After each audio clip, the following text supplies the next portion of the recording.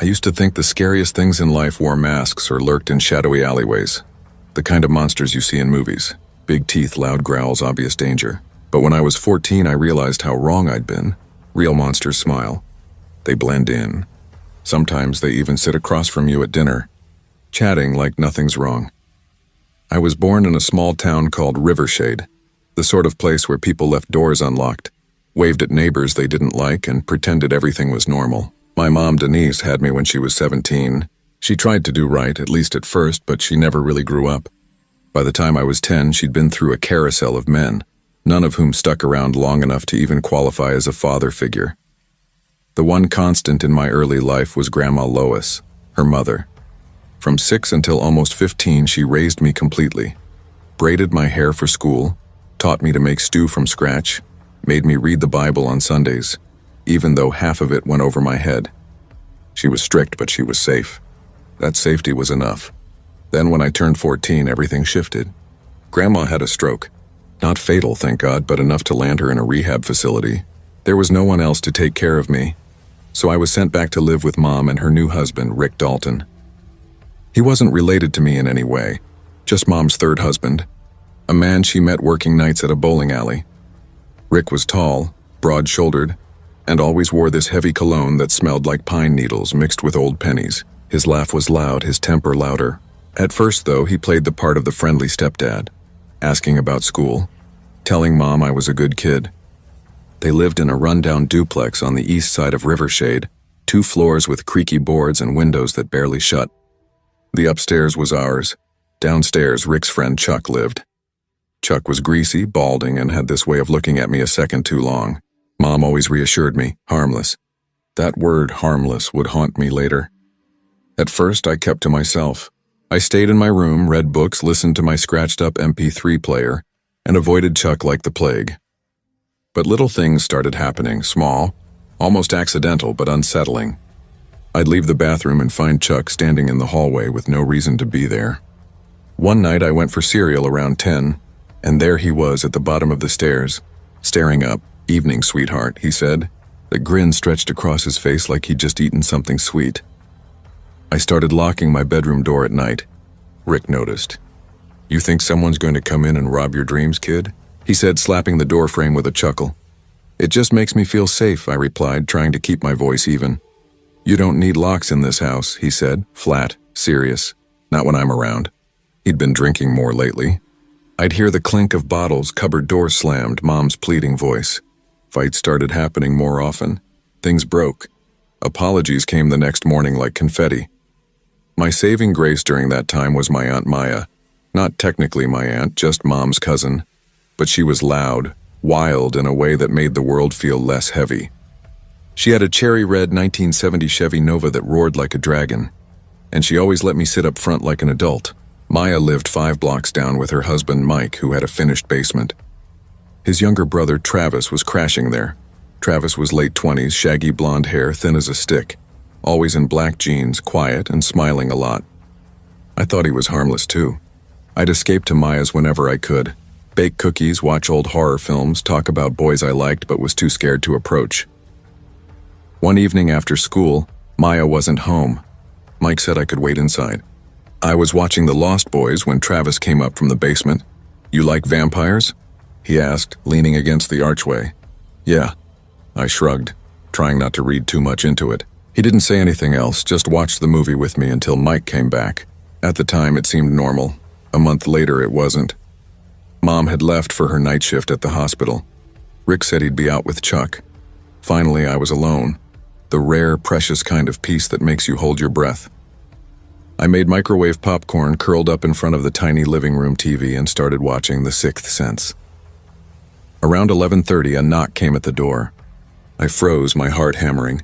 The door had a painted-over glass panel at the top, but someone had scratched a tiny peephole into it. I stood on my tiptoes and pressed my eye to the glass. "Travis?" I whispered. He was there, leaning casually, hands in his pockets. Hey, is your mom or Rick home?" "No, she's at work," I said, heart thudding. "Oh." Rick said he'd be here. "Mind if I wait inside a few minutes?" His tone was casual, easy, but something felt off. I hesitated. He was family, kind of. I didn't want to be rude. I guess, I said finally, unlocking the door. He stepped in. His shoes were muddy. Sorry.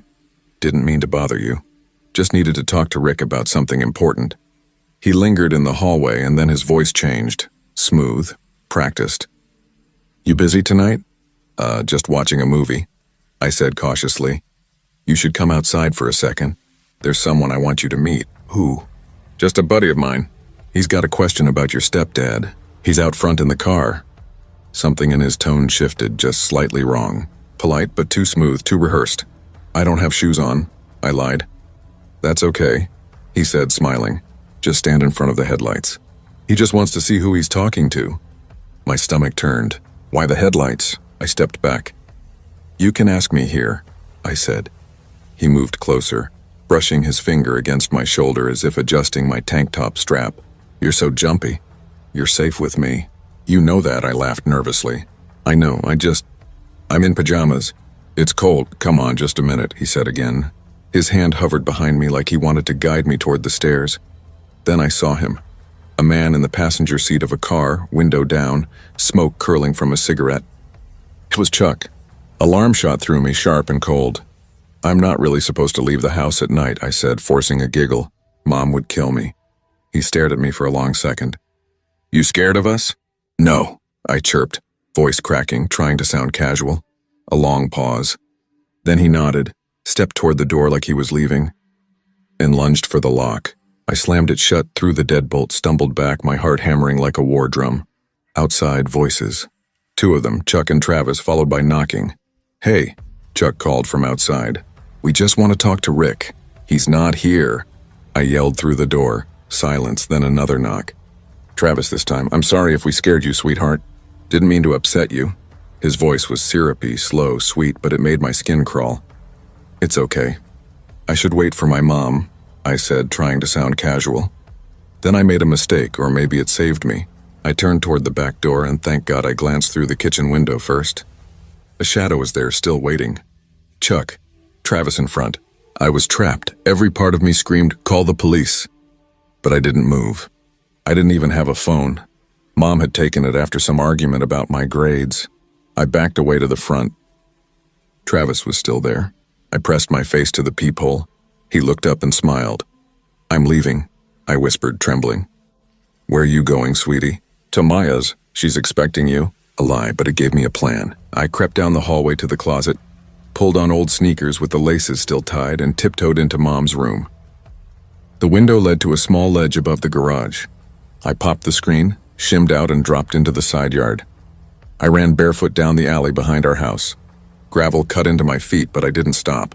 5 blocks later, I banged on Maya's door. She opened it in a robe, eyes wide. Jesus, what happened? I collapsed into her arms. I didn't tell her the whole story, just that I felt unsafe. She believed me. She always did.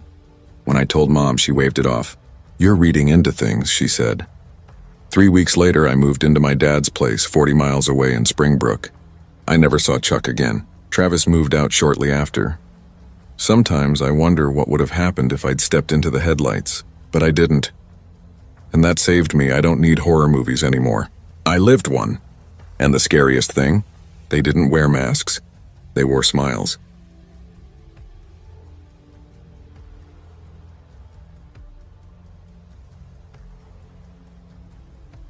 I was 8 when Mom married Dan.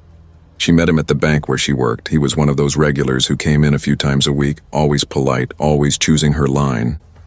You've got the best smile, he'd tell her, tapping the counter with his thick fingers like he owned the place. Back then, we lived in a small rental in Fairbridge, a nothing town in western Illinois.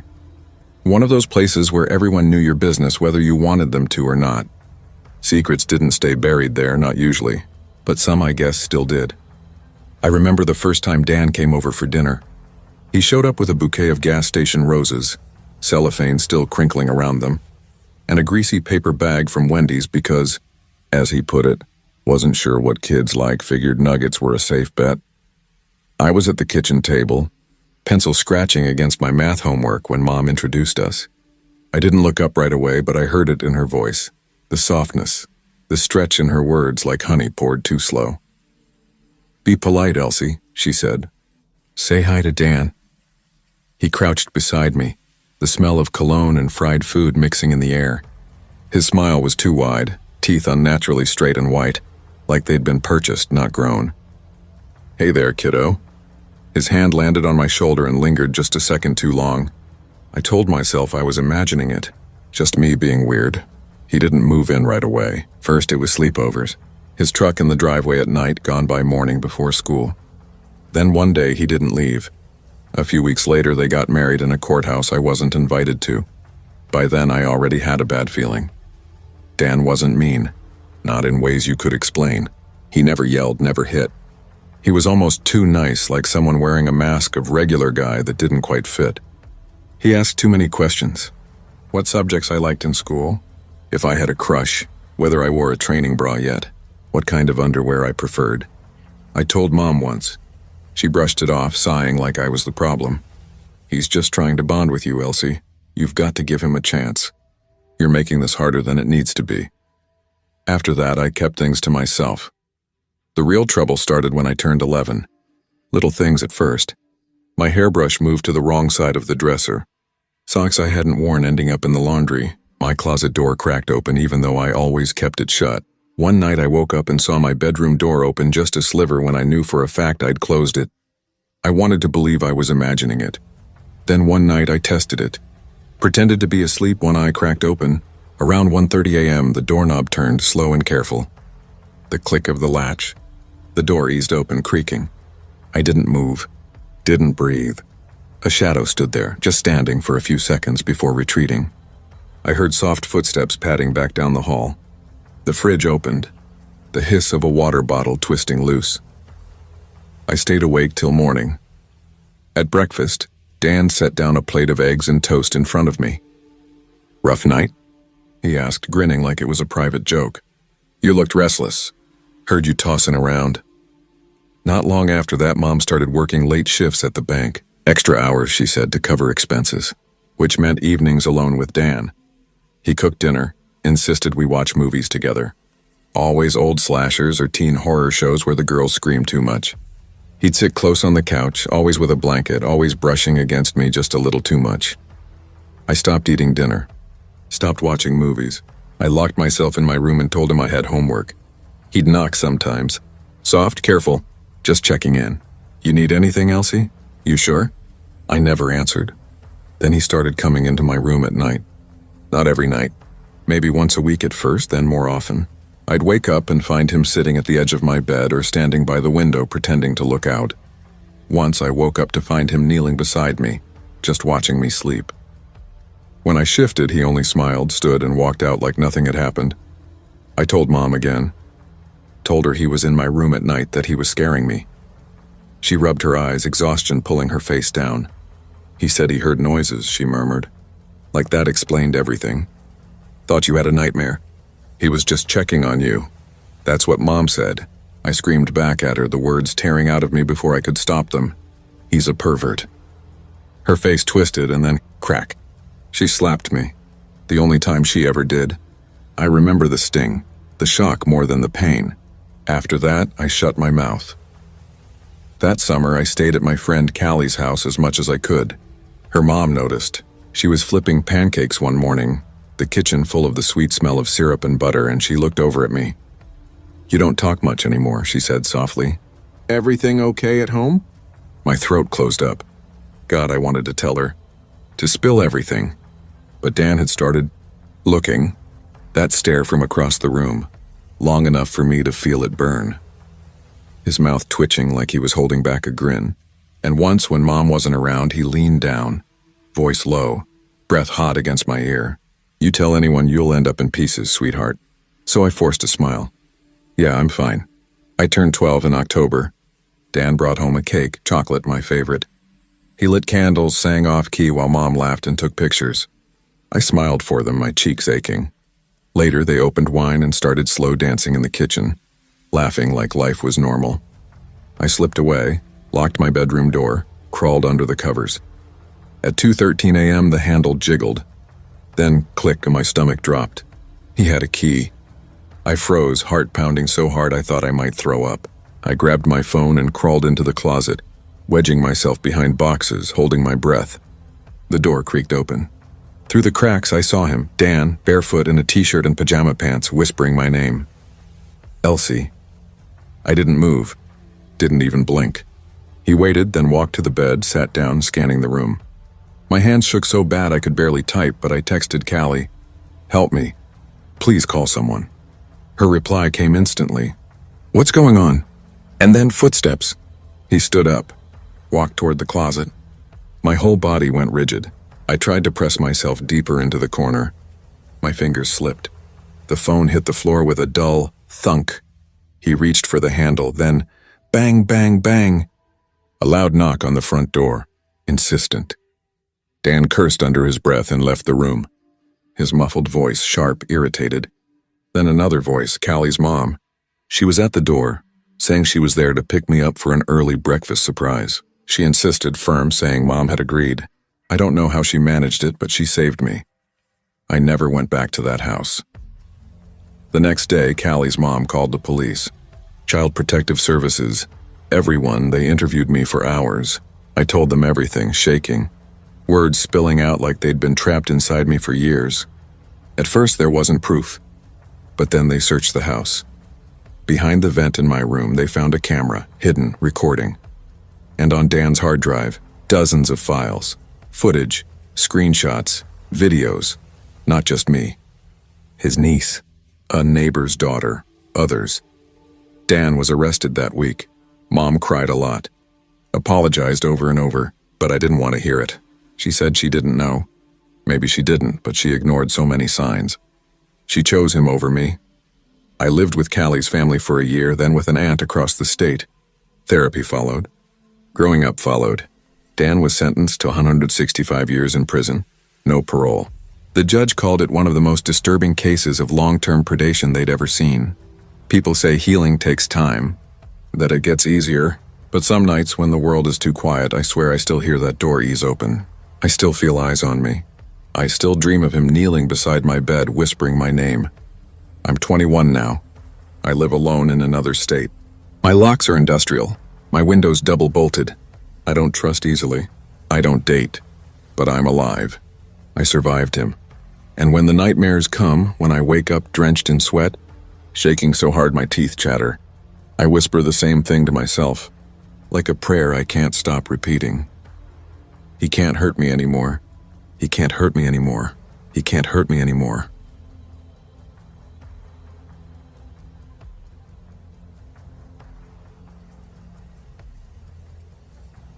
I was 10 when I first realized there was something off about my stepfather. Rick. Not outright cruel, not in the way you expect a monster to act, but something heavy. Closed off like a door that never opens all the way. But this isn't a story just about him. It's about a single morning that almost ended everything for me, and how a combination of bad luck, intuition, and my mom's stubborn instincts might have been the only reason I'm still here to tell it. We lived in Fair, a tiny northern Michigan town that you could drive through in 10 minutes. There was a bakery on Main, a church with chipped paint, a gas station that smelled perpetually of oil, and then woods. Endless quiet woods. Mom Paula had married Rick the year before after dating him for 6 months. He worked maintenance at a lumber yard, clocking in long, quiet shifts. I never knew my biological father. Mom always said he left before I was born. Rick was the first man I could have called Dad. At least in name, but I never felt safe around him. He wasn't violent, not that I saw, but cold in a way that made you measure every word, every movement, like stepping on a frozen pond. School was the small brick building of Fairgrove Elementary, tucked behind a soccer field. Every morning I caught bus 17 at the corner by the pines. Mr. Halpern, the driver, was gruff but dependable, the kind of man who'd honk twice, then wait exactly 30 seconds if you were running late. That morning began like any other, but looking back, every little thing stands out, like a string of neon warning signs. I was still half buried in my blankets when Mom burst in, hair frizzing in every direction, her shirt hanging loose, buttons undone. "Dylan, get up. We overslept." Her voice carried the panic of someone already running late. I blinked at the clock, 6:31. My bus usually came at 6:55. "Shoot," I muttered, kicking off the covers. "I'll make you toast. Just get dressed." Mom darted down the hall before I moved. Rick's bedroom door was ajar, a crack I immediately noticed. Rick hated that. He always made sure doors clicked shut, locked tight. I paused, a flicker of unease running through me, but then shrugged it off. Maybe he was up early. Probably just a fluke. Forget it, Mom's voice called back. I'll drive you. No way you're making the bus now. Just eat first. I padded to the kitchen in my pajamas and nibbled at buttered toast while Mom poured coffee, the clink of her spoon the only sound in the house. Outside, a low rumble grew louder. Fog clung to the front window and then headlights cut through it, harsh and sudden. Mom squinted. The hell? That's early. I got up and peered through the screen door. A yellow school bus idled at the curb. Bus 17, but not Mr. Halpern. A man I didn't recognize sat in the driver's seat. Mid-40s, broad-shouldered, dark sunglasses reflecting the foggy morning.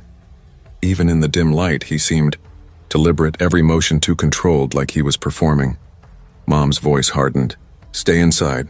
She stepped onto the porch, arms crossed, and waved the bus off. It didn't move.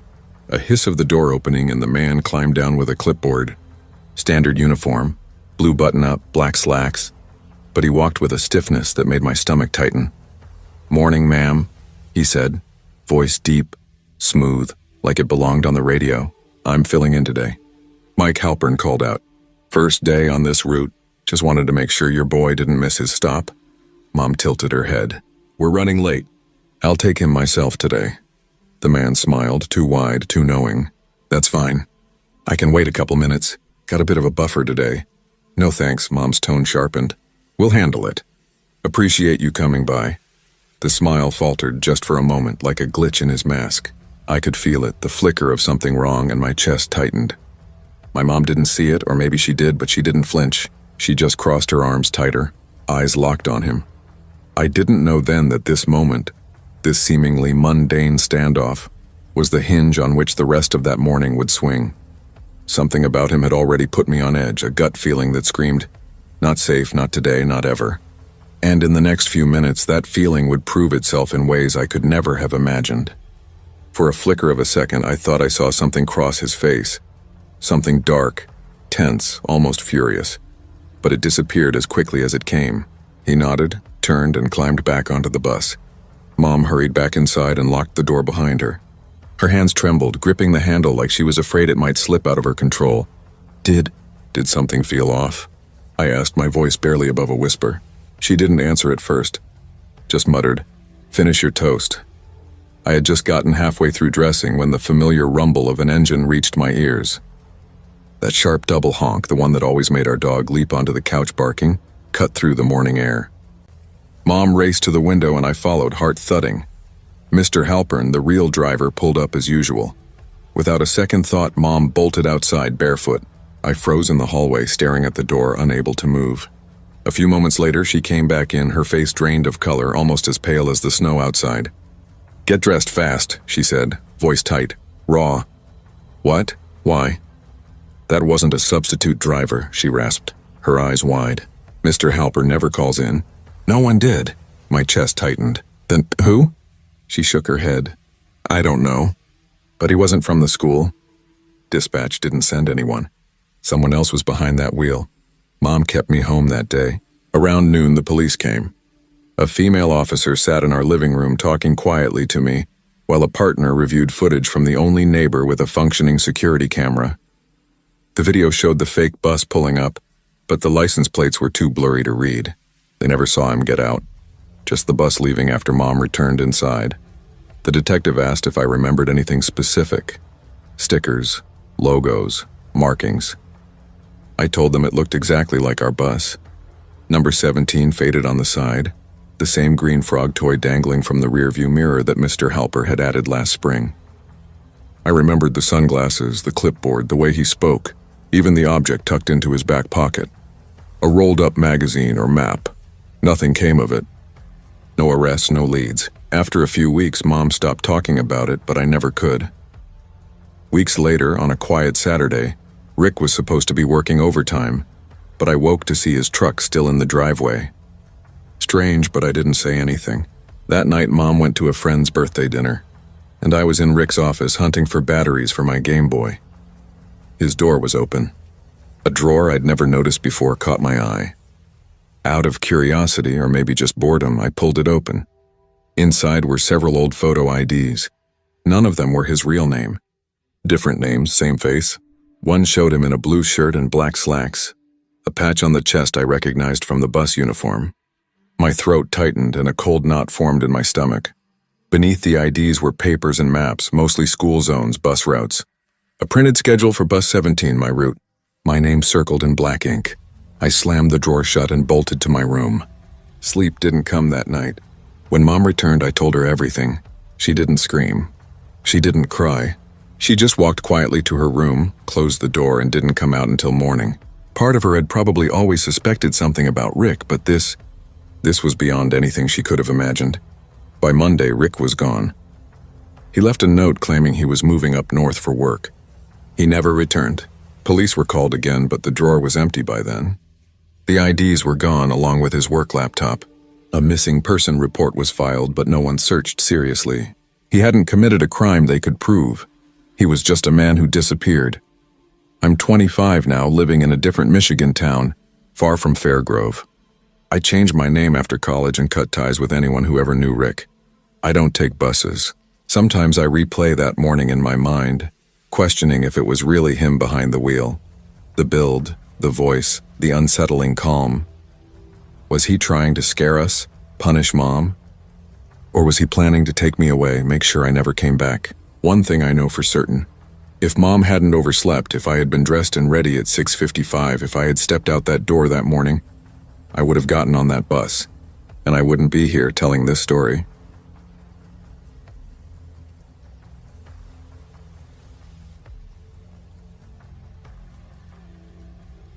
I was 16 that summer when my stepfather's brother died.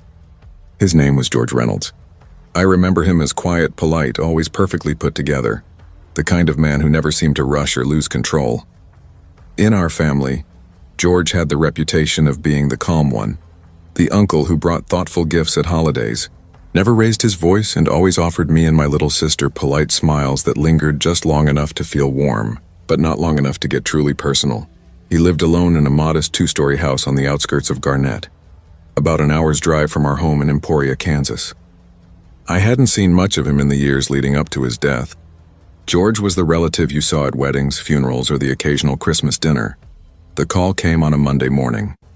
My mom answered the phone, and the way her voice faltered, dropping low as she turned away from the hallway, told me something was wrong before she even spoke.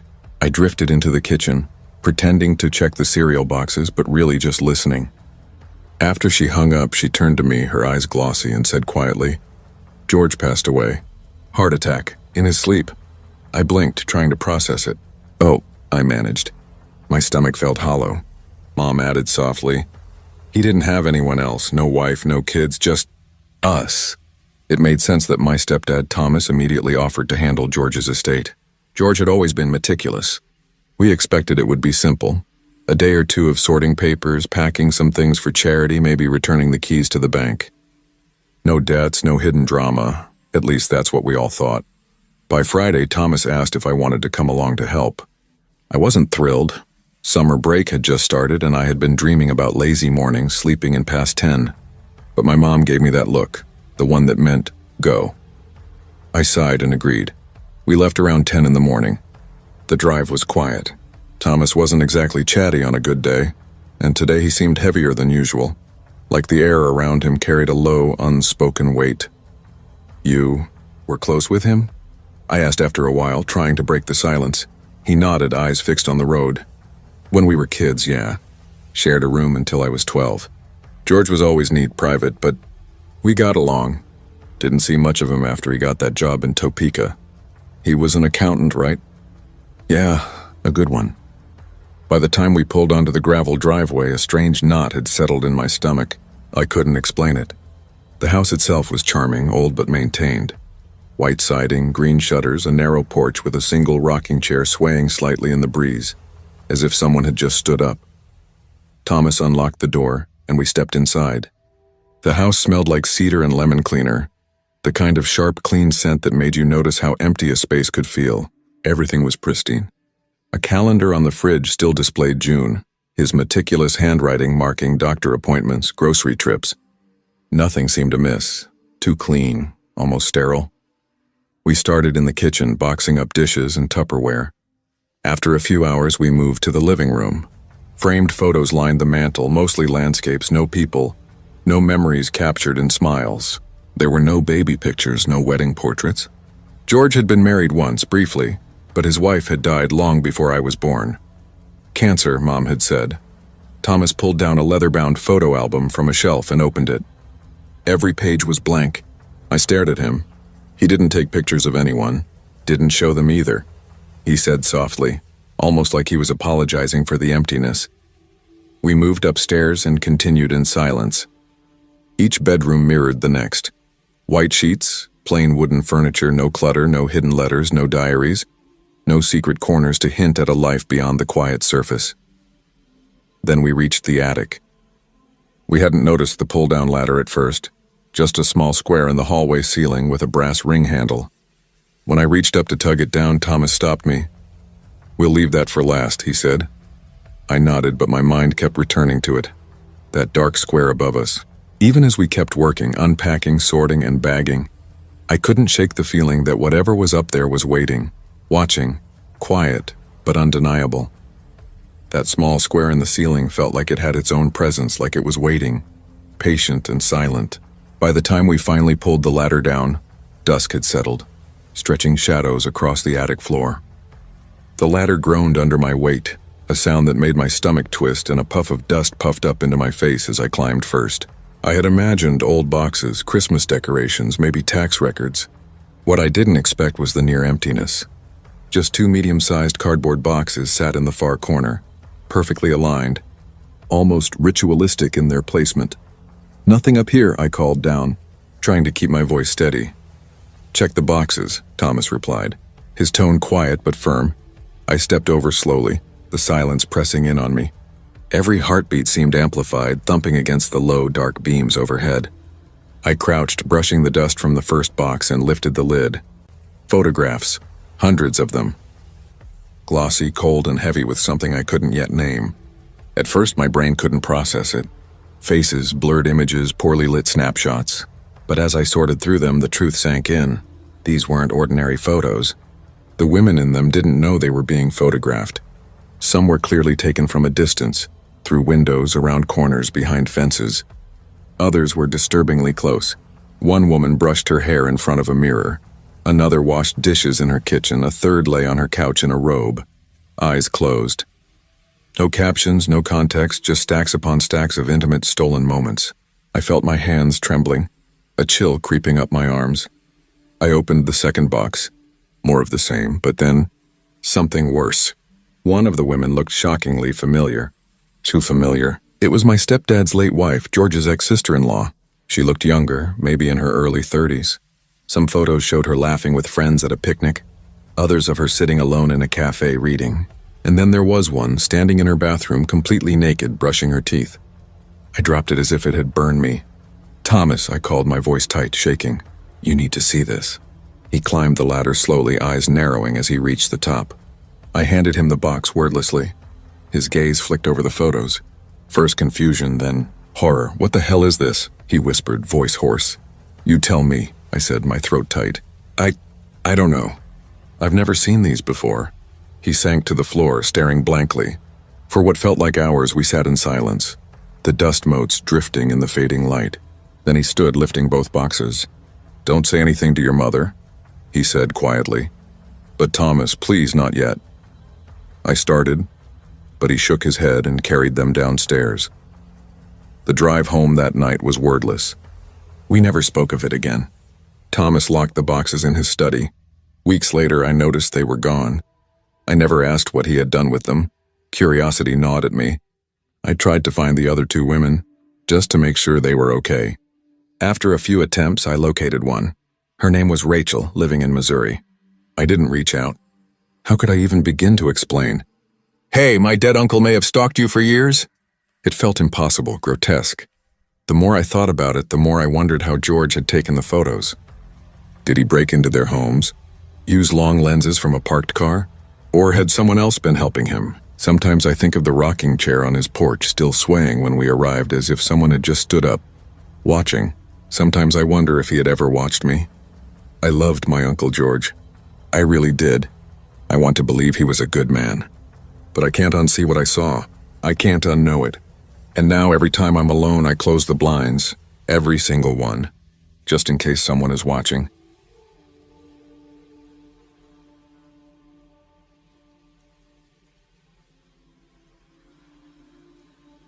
I still can't look at a McDonald's sign without feeling my stomach twist.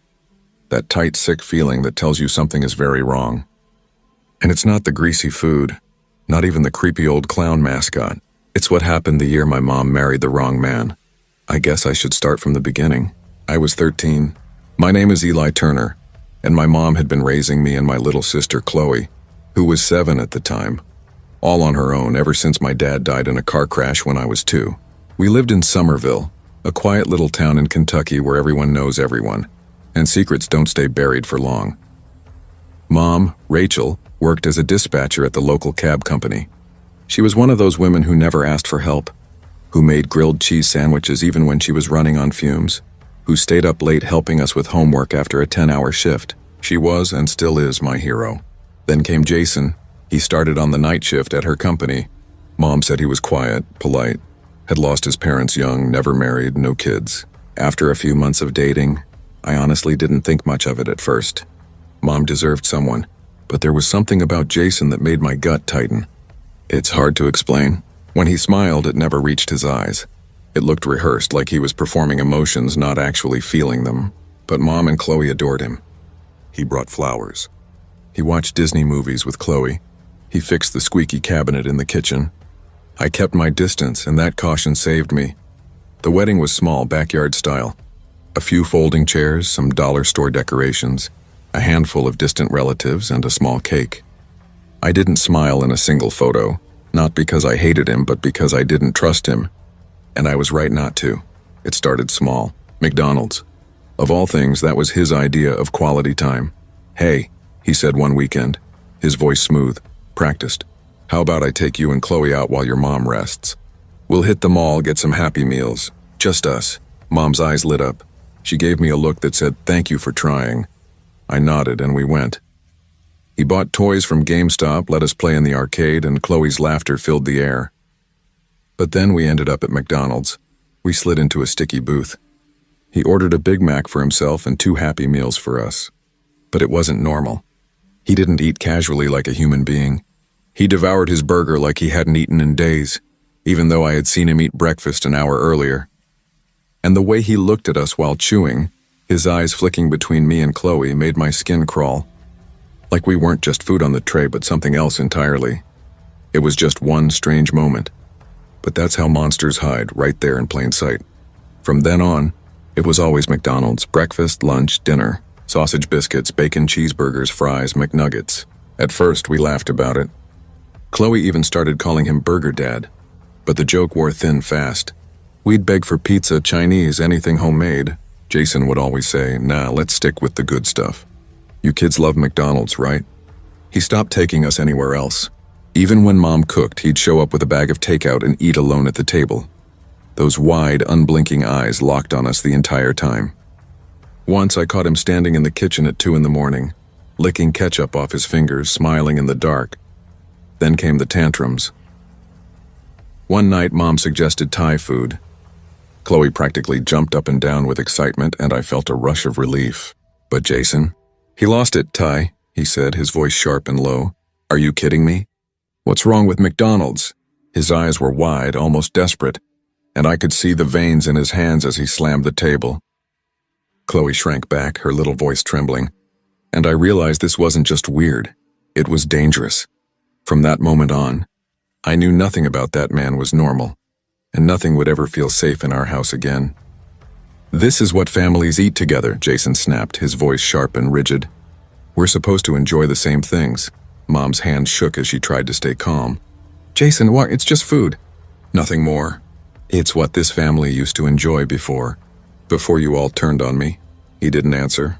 He stormed out, slamming the door behind him. 2 days passed without a word. When he finally came back, it was like he had been swallowed by something dark. His hair hung greasy around his face, his eyes were sunken, and his lips twitched constantly.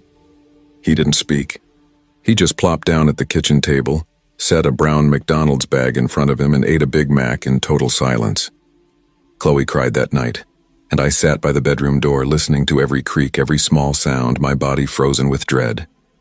That weekend, everything escalated. It was Saturday night. Mom was upstairs folding laundry. Chloe and I shared a dimly lit room, bunk beds pressed against the wall. She was already asleep on the bottom bunk, and I lay above her trying to quiet my thoughts. Then I heard it, the soft creak of the door. At first I thought it was Mom checking in on us, but the figure that stepped inside wasn't her. It was tall, imposing, wearing baggy yellow pants, bright red shoes, and a giant curly red wig. Ronald McDonald. My heart stopped. The figure tiptoed toward Chloe's bed. I froze, breath shallow, panic twisting my stomach. Then a voice, soft, low, guttural, slithered through the dark. "I'm loving it. I'm loving it." The figure grabbed Chloe and began shaking her lightly at first, then harder, chanting the slogan again and again. She woke screaming. I jumped down from the top bunk, fumbling for the lamp switch. Light flooded the room. It was him, Jason, dressed as Ronald McDonald. His face painted white, red lipstick smeared across his mouth, yellow suspenders stretched over a stained shirt. But the costume wasn't the worst part. It was his eyes, wide, glassy, untethered from reality. "Let her go, you freak," I shouted, lunging forward. He didn't. He kept holding her, shouting the slogan, "I'm loving it. I'm loving it," over and over. Seconds later, Mom burst into the room. "What the hell are you doing?" Jason flinched, dropping Chloe. He stepped back, but without a word, he sprinted across the room and hurled himself through the window. Glass exploded in every direction. He hit the ground outside hard, blood streaming down his face from jagged cuts. And then, he stood up, slowly. He turned toward us, grinning, wide, bloody, insane. "How can you not love McDonald's?" "I'm definitely loving it," he hissed. Then he ran, barefoot, bleeding into the night, laughing like a maniac. The police came. Mom filed a restraining order. We moved 3 towns over. Jason was never found. He had quit his job days before, canceled his bank account, disconnected his phone. Like he had disappeared from the world entirely. It took Chloe 2 years of therapy just to sleep without a nightlight. Mom never dated again. She carries guilt even now, thinking she brought him into our lives. But it wasn't her fault. Some people hide who they are so well that it takes time for the cracks to show. Jason was one of them. Me? I haven't touched a McDonald's burger in over a decade. But sometimes in dreams I see him, standing at the foot of my bed in that ridiculous yellow clown suit, whispering the same haunting phrase over and over. "I'm loving it." If you're reading this, Jason, know this. I'm not a scared kid anymore. Come near my family again, and I swear to God I'll show you something you definitely won't love.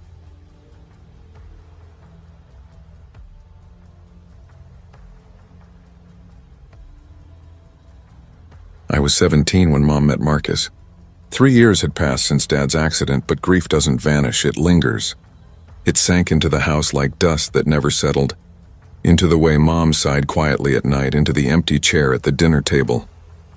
For the first year, she barely left her room. By the third, though, she had started to laugh again.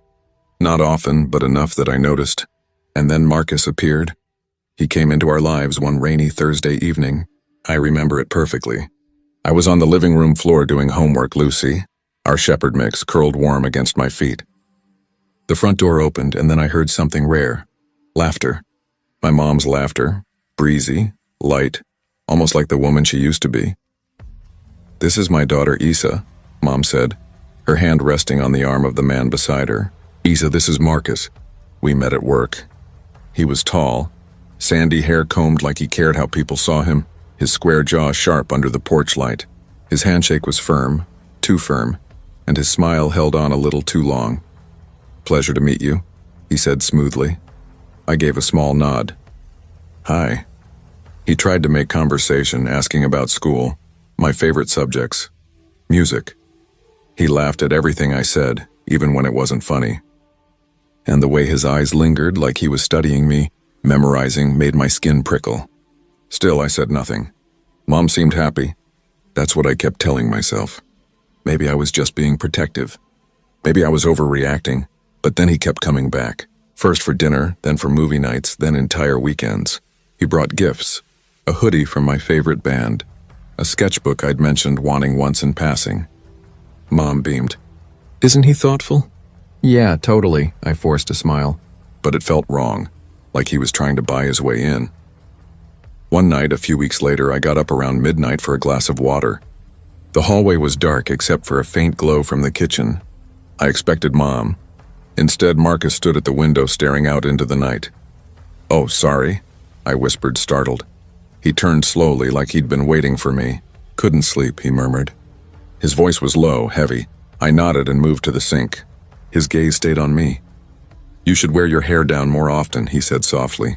"It suits your face." I froze, the glass half full in my hand. Thanks." That stretched, hollow smile returned. "You're growing up fast, Isa." The next morning, he acted like nothing had happened. I told myself I was imagining things. But little by little, those small things piled up. Lucy never trusted him. She barked and growled whenever he walked into a room. He laughed it off, pretending it didn't bother him. Until one night, under the table, I caught him kicking her. "You okay, girl?" I asked, reaching down to comfort her. "She's just moody," Marcus said, sipping his wine without flinching. "Some animals don't like men. Daddy issues, maybe." I stared at him. He winked. Later that night, Lucy wouldn't leave from under my bed. A month later, Mom sat me at the kitchen table. Her hands trembled as she wrapped them around her mug. Marcus stood behind her, his hand pressed too tightly on her shoulder. "We have some news," she said, smiling like she wasn't sure how. "Marcus and I are getting married." My stomach dropped. "That's great," I lied. Liam, my cousin, walked in a few minutes later and congratulated them wholeheartedly. He didn't see what I saw. Marcus was different when other people were around. Charming, polished, safe. Then the rules started. No locked doors. No phone in bed after 10. No hanging out with boys. "This is my house too now," Marcus said when I pushed back.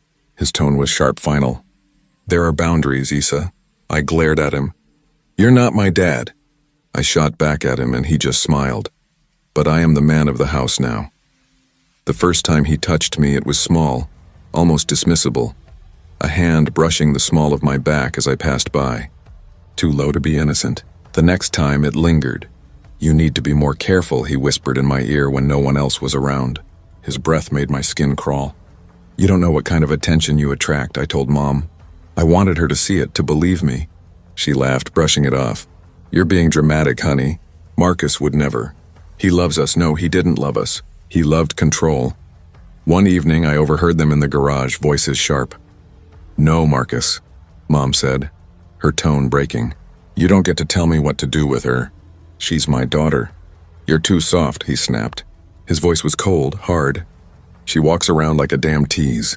A loud crash followed, then a slammed door. My chest seized as I rushed to find Mom in the laundry room. Her face streaked with silent tears, a bruise swelling purple across her cheekbone. That night, Liam and I whispered plans to confront her again. Something wasn't right. Marcus had gone out. He said it was a work dinner. When the house finally quieted, I slipped into the guest room he sometimes used. My hands shook as I opened his closet. Inside a locked duffel bag, I found hell. A wallet stuffed with IDs, each with a different name and face, stacks of credit cards under aliases, a burner phone, and a gun. My stomach twisted. I snapped photos of everything, my heart pounding. "I need to show Mom," I whispered to Liam. "Tomorrow, when we're all home." But tomorrow never came the way I wanted. The next day, Marcus came home early. I was in the driveway unlocking my bike when his car slid in silently behind me. "Did you go through my things, Isa?" I froze, my chest tightened, air caught in my throat. He stepped out, calm as if this were any other day. "You're smarter than you look." I backed away, legs trembling. That smile, stretched, hollow, hungry, curled across his face. "You know I never liked you. Always watching me, judging me." And then he pulled a knife from his coat pocket. "Let's go inside quietly." His tone was flat, final. "No." "Wrong answer." He lunged. I screamed, spinning to run, but he grabbed my backpack and yanked me down hard. My knees tore open on the pavement. "Help!" My voice cracked in the empty street. No one came. His boot slammed into my ribs, knocking the wind out of me. "I told your mom," he hissed between clenched teeth. "Told her you were trouble." She didn't listen. I clawed at his face, nails tearing into skin. He roared, spitting out a word like venom. "Bitch." His knife rose above me. "You don't get to win." Adrenaline took over. I kicked upward hard into his knee. He stumbled, the knife wavering. I grabbed the handle, fighting wildly, blind with terror. The blade slashed through his palm. He howled. I stabbed once. Then again. Then again. Until he collapsed, blood spilling dark across the driveway. I stumbled back, gasping, hands shaking so violently I could barely hold the knife. My body screamed with pain, but all I could see was Marcus lying there, silent, still. The next hours blurred into sirens, flashing lights, questions. I told the police everything, the IDs, the photos, the bruises on Mom's cheek. They told us Marcus, if that was his real name, had warrants in multiple states. Fraud, assault, aliases stacked like masks. He was a predator, a liar, a con man, and he almost got away with it. Mom never forgave herself. I should have seen it, she whispered one night, voice broken. No, I told her. He hid it well. They always do. It's been 3 years now. I still dream about that day, the knife, the blood, the fear. But I'm healing. I share my story not to relive it, but to warn others, because monsters don't always hide under beds. Sometimes they sit at your dinner table smiling, and when your gut tells you something is wrong, you listen. Always listen.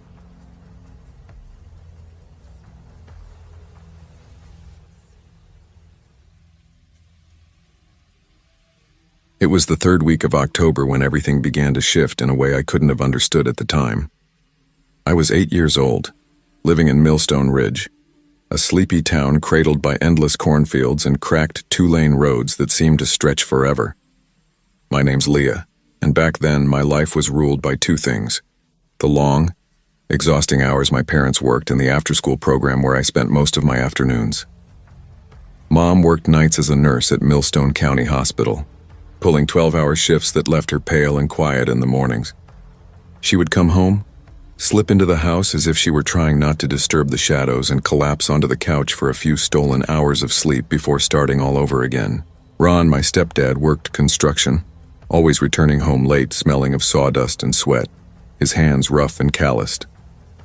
He rarely spoke more than a grunt or a half-hearted question about dinner, and even when he did, it carried the weight of someone who wanted to be anywhere else. I barely remembered my real dad. He had left before I turned 4, leaving only a creased photograph tucked deep in my jewelry box. In it, he smiled gently, arm wrapped around me as a baby, a memory that felt more like a dream I'd woken from years ago, foggy and unreachable. Ron came into our lives when I was 6. At first, he seemed fine. Mom laughed more, smiled more, and he even bought me a purple bike with glittery streamers the first month he moved in. But over time, things changed.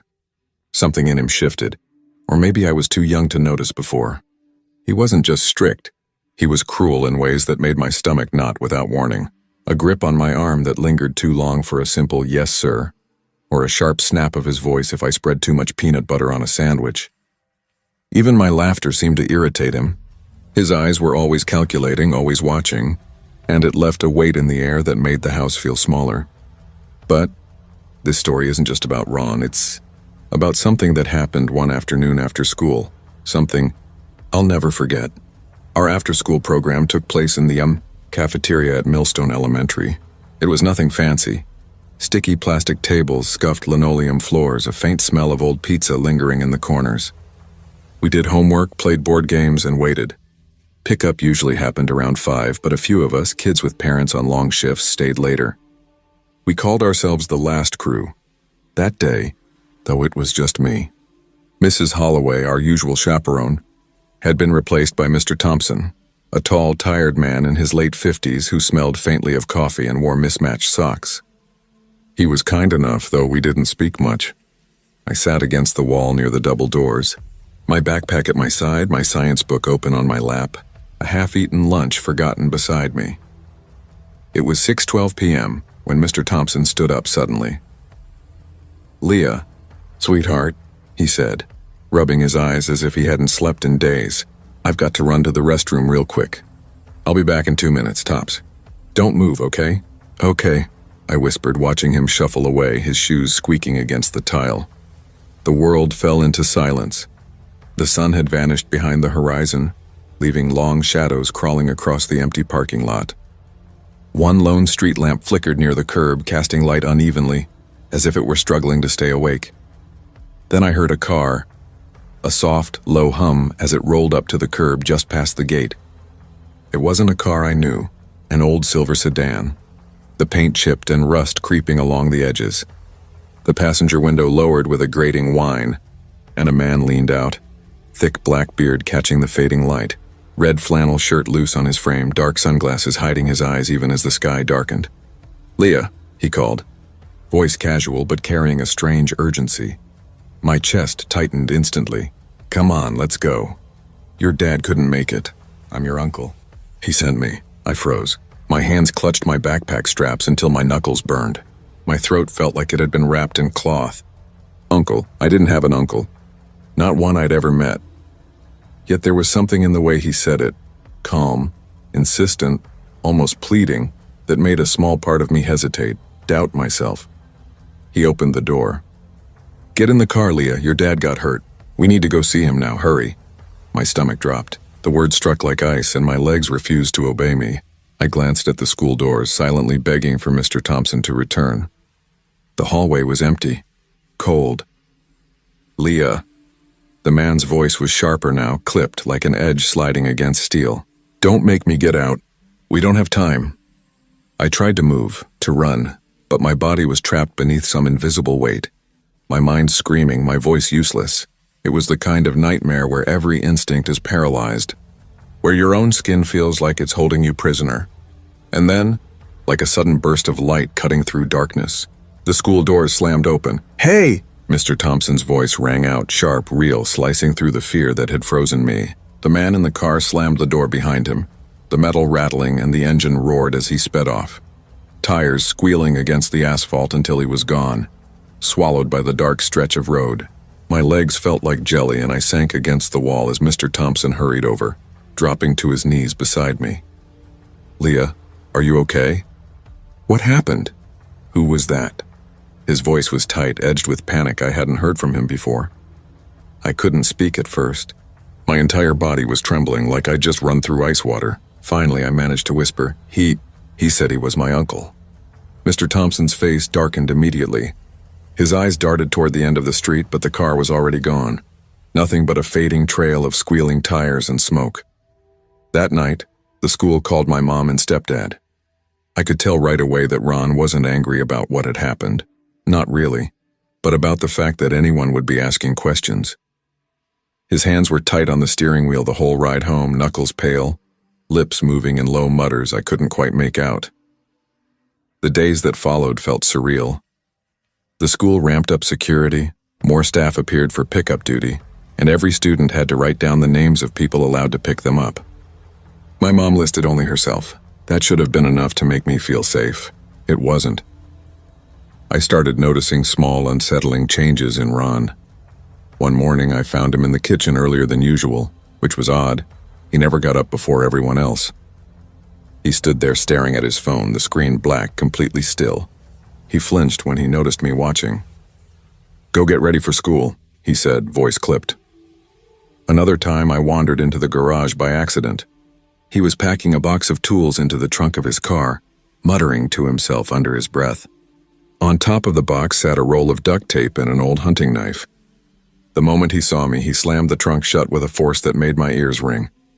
"You don't need to be snooping around out here," he snapped. "I wasn't," I stammered, stepping back slowly. At night, the whispers started. I could hear them through the thin walls of our trailer.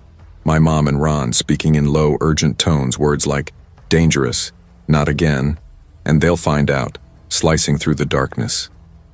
One night, I crept out of bed and pressed my ear to the bedroom door. "She was almost taken, Ron," my mom hissed. "Don't you care?" He snapped. "You're overreacting," he shot back. "You know damn well I'm not," she whispered, voice tight. Then silence, thick and suffocating, followed by Ron's low, threatening tone. "You say one more word, and I'll remind you who's in charge of this house." The truth unraveled slowly like a wound reopening. A week later, when my mom picked me up from school alone, her hands shook so violently on the steering wheel we had to pull over. That's when she told me everything. The man in the car wasn't random. He wasn't a stranger. He was Ron's brother, a man who had been arrested years earlier for attempting to abduct a girl from his neighborhood. He'd been released on parole 6 months before and apparently reconnected with Ron. My mom had no idea he existed. Ron had never mentioned having a brother. She found out after the school incident, digging through Ron's things. Hidden letters from a prison in Ohio, all handwritten, talking about the plan, about testing a girl's instincts. I felt sick.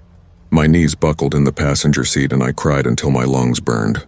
My mom held me tight, rocking me as if I were a baby again, whispering that everything would be okay. We didn't go home that night. She drove straight to her sister's house in another town and called the police the next morning. By the time they arrived, Ron was gone. His car, his clothes, every trace of him vanished.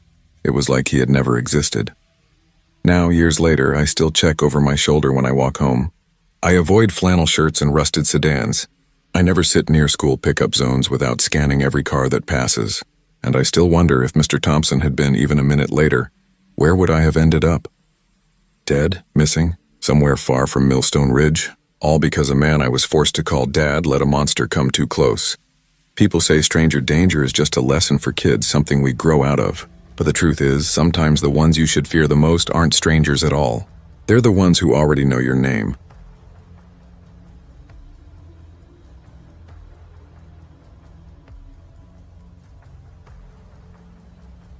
In the quiet suburb of Ashcraft-oft Hills, nothing ever really happened. I grew up there. My name's Ivy, and I guess I should start by admitting I wasn't supposed to end up like this. Numb, paranoid, always looking over my shoulder.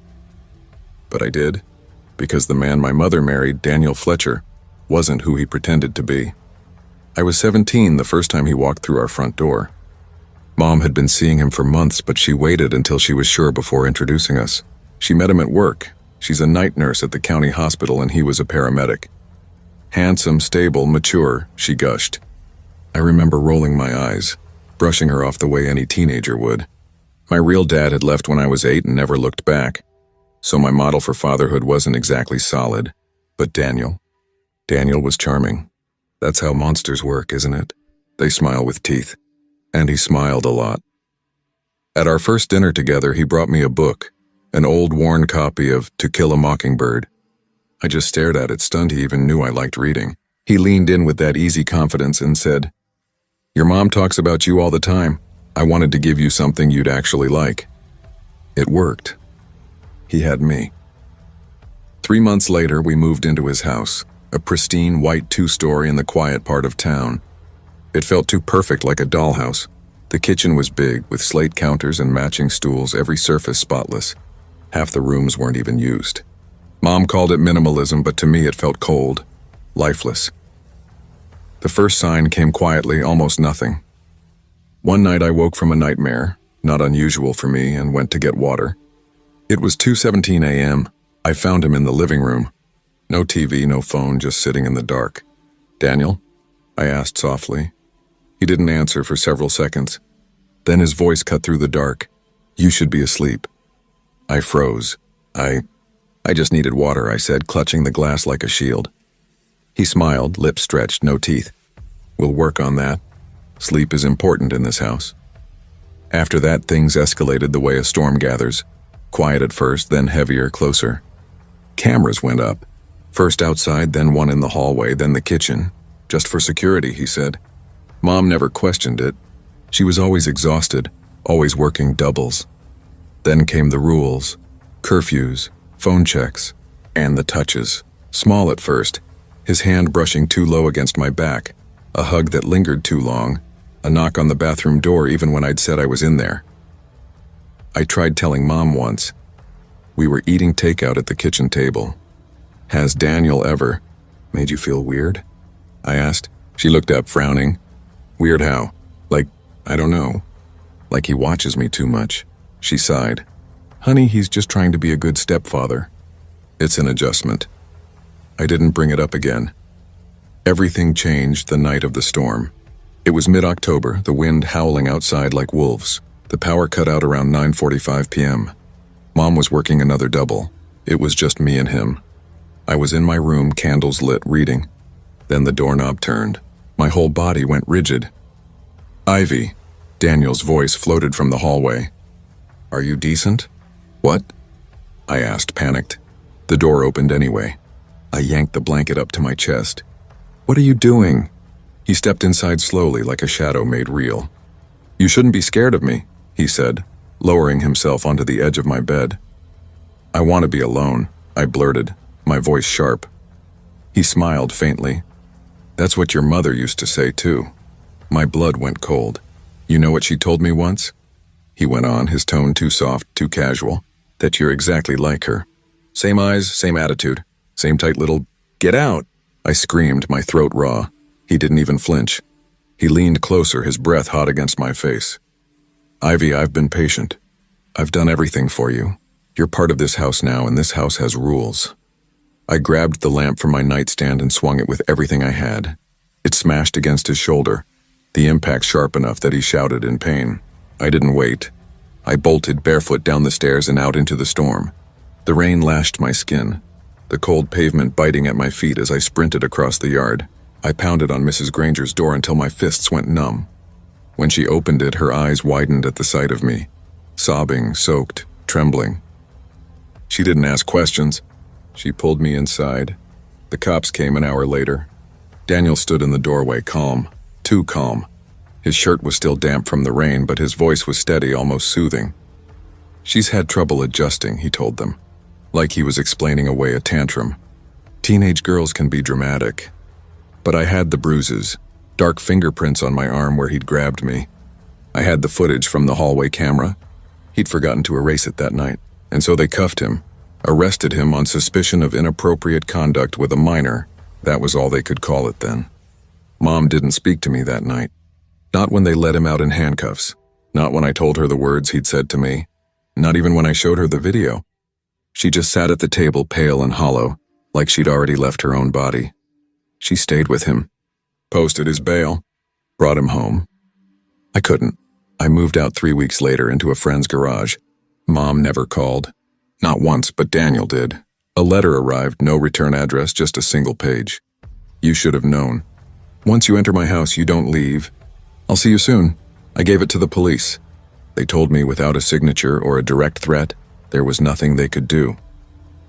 2 months later, someone broke into the garage while I was out buying groceries. The lock was cleanly cut. Nothing stolen. But my clothes were thrown everywhere. The mirror in the bathroom carved with words that made my blood run cold. "Yours, mine." I knew it was him. I couldn't prove it, but I knew. I moved again. New town, changed my number. Put a different name on some things. Bought a beat-up car and started working nights at a diner. Life crawled forward.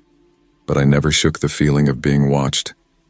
One night, around 2 a.m., I left work and found a note tucked under my windshield wiper. "Rules are rules." I vomited right there in the parking lot. I didn't go to the police. What could I say? I had no fingerprints, no address, no Daniel. 2 years passed. I started to breathe again. Earned my GED, found a therapist, moved into a place with roommates. Slowly, I convinced myself maybe, just maybe, it was over. Then the phone rang, an unknown number. "Hi, Ivy," he said. My stomach plummeted. "You didn't think I'd really let you go, did you?" I hung up and dialed the police. This time they listened. Officer Martinez told me he'd heard the name Daniel Fletcher before. I wasn't the only one. 3 reports, 3 different towns, all vague enough to keep him out of prison. All involving teenage girls, all silenced before it could stick. They opened a file. 6 months ago, Daniel Fletcher was finally arrested in North Carolina. He'd broken into the home of a 17-year-old girl, one who looked eerily like me. Same eyes, same build. They found him hiding in her attic. He had rope zip ties, a hunting knife, and in his wallet, folded carefully, a printed photo of me. I'm telling this now because people need to understand. Predators don't always look like monsters. Sometimes they wear uniforms. Sometimes they smile kindly. Sometimes they hand you a book and call themselves Dad. But they leave shadows behind, in your chest, in your mirror, in every corner of your life. Even now, I still jump at shadows. Even now, I still check under my bed. Even now, I don't know if I'll ever feel safe again, but I survived. I survived. And that has to count for something.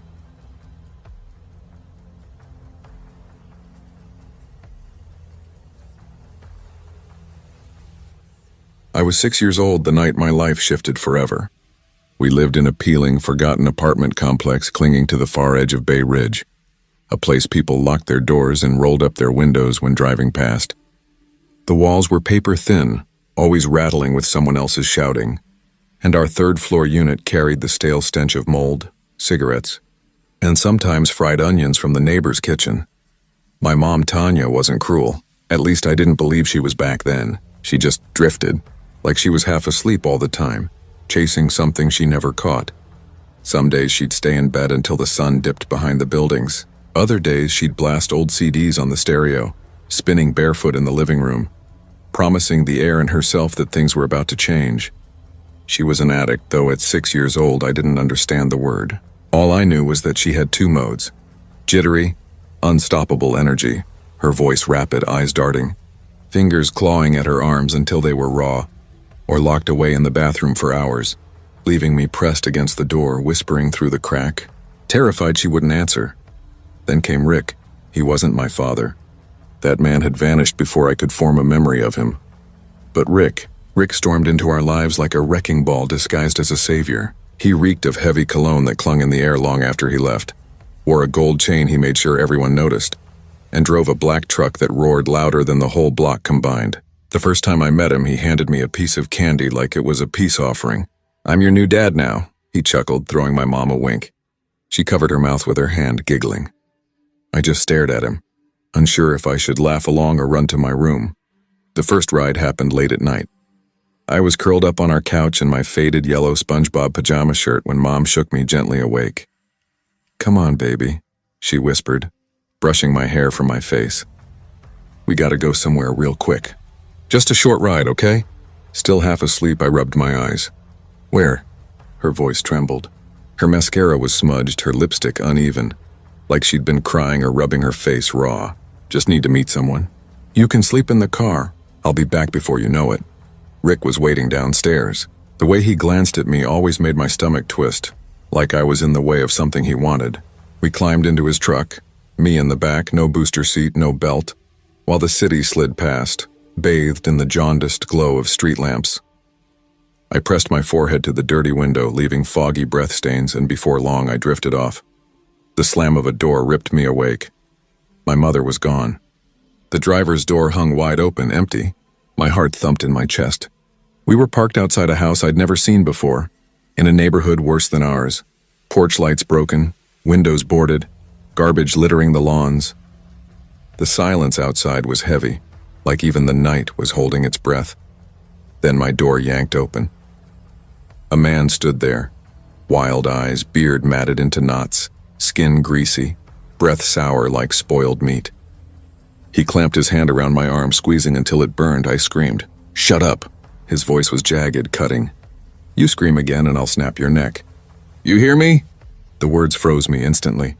My throat closed. My knees buckled, but he dragged me forward, his grip bruising. I glanced back at the house, praying for my mother's silhouette in the doorway, but no one came. Not a sound, not a flicker of light. He muttered under his breath as we walked, scratching at his neck until it bled. I stumbled on a cracked stretch of sidewalk. His yank was so violent I felt something shift in my shoulder. White-hot pain making me see spots. Tears blurred my vision, but I bit back any sound. "Keep moving," he growled. The housing project loomed ahead, concrete and shadow. The kind of place where kids didn't play outside. We passed piss-stained hallways and graffiti-scarred walls, the smell of rotten despair clinging to the air. He hauled me up one stairwell, then another. My legs dragged, my limp worsening, but I didn't dare whimper. I cried silently, the salt of my tears mixing with the grime on my face, each step echoing into the hollow dark. That's when I saw someone else. A man leaning against the cracked cinder block, a cigarette glowing like a small orange eye between his fingers. His hoodie was pulled low, shadow swallowing most of his face, but his gaze fixed on us the way a spotlight fixes on a performer. For a second he watched us walk by, then called out in a low voice, "You good, man?" My kidnapper snarled without looking up, "Mind your damn business." The cigarette man took a long drag, the smoke curling up into the trash-streaked air. Then, like an animal deciding to move, he sprang. It was sudden and brutal, a single hard lunge that landed square on the bearded man's jaw.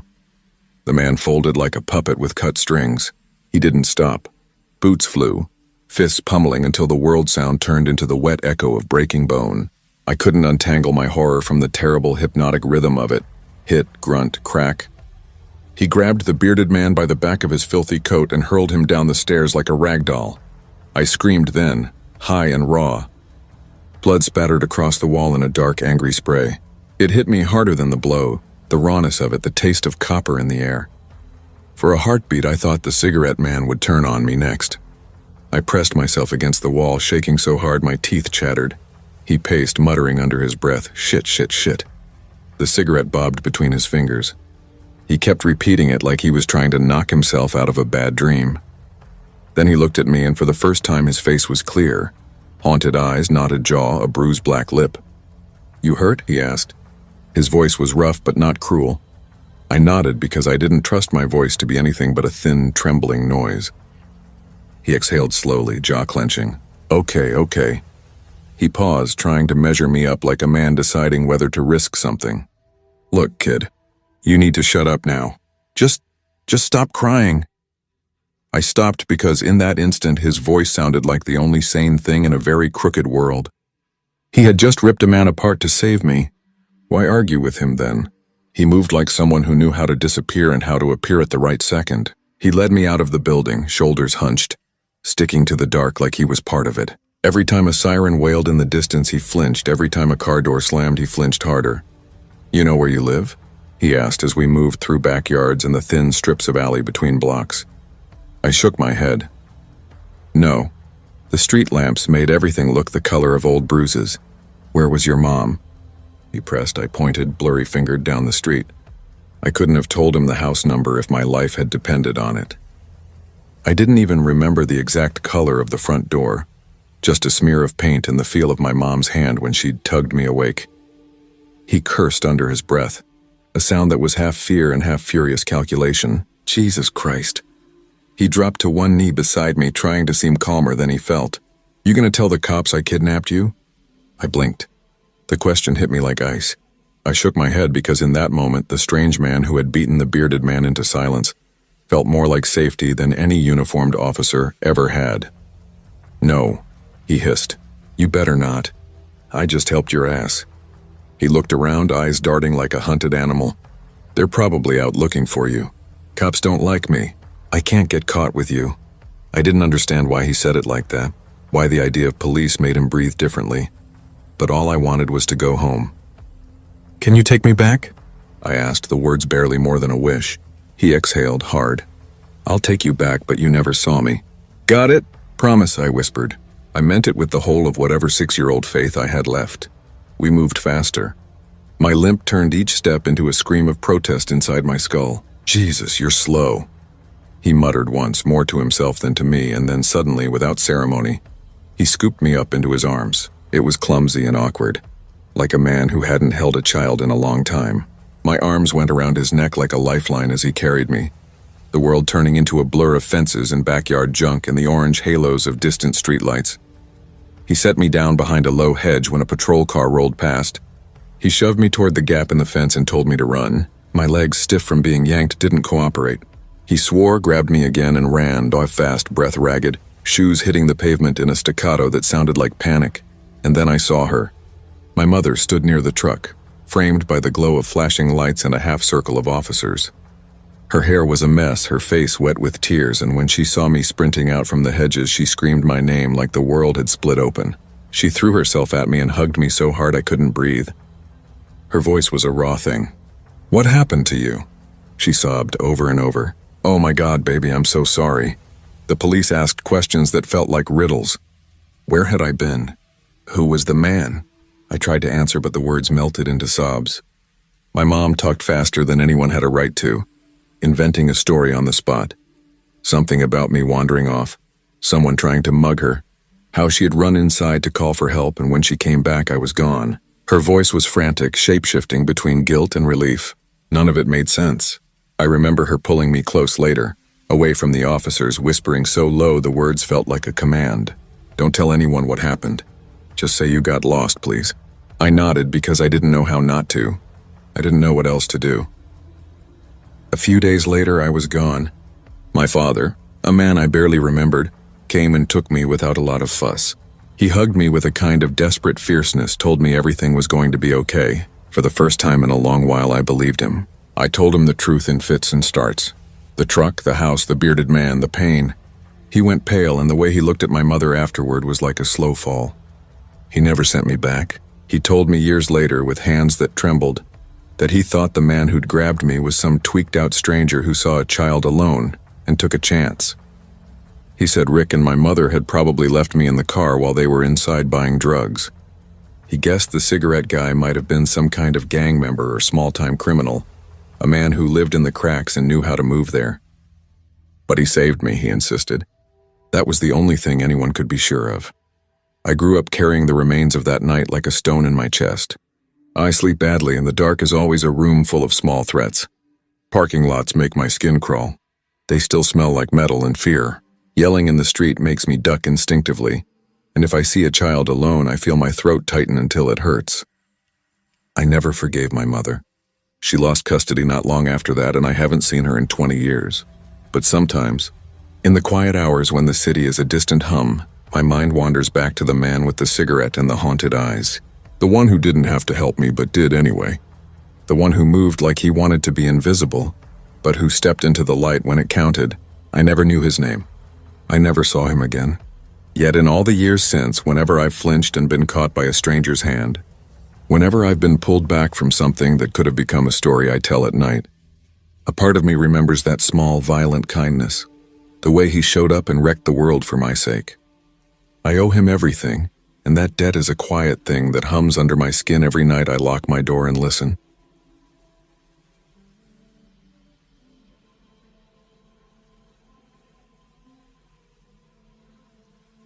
I still remember the first time I saw him. It was a bitter spring in Petrovsk, a small, wind-bitten city in northern Russia, where the snow clung stubbornly to the sidewalks, refusing to melt even as the sun tried. I was 17, trudging home from school, my fingers numb, my shoulders stiff, and my mind tangled in that familiar haze of teenage irritation. Exams were looming. My sister had borrowed my headphones again without asking, and my mother had been acting oddly cheerful for weeks. That day I found out why. He was in our kitchen, just standing there smiling as if he'd always belonged. My mother, Natalia, looked like she was floating, like a teenager sneaking a crush. She introduced him with a tone I barely recognized. "This is Victor," she said, practically glowing. "A dear friend from work." Victor stood, reached out, and shook my hand. His voice was smooth, almost too smooth. The kind of voice that could make someone pause without realizing why. "Nice to finally meet you, Dima," he said. I shook back, muttering nothing, but my stomach had already knotted itself into tight coils. It wasn't the smile. Oh no, it was the way he held it, locked and deliberate, like a mask that didn't quite fit right. I should back up. My father died when I was 10, killed instantly when a semi-truck slid into his lane on black ice. The police said it was probably immediate, no suffering. After that, life narrowed to my mother, my little sister Katya, and me.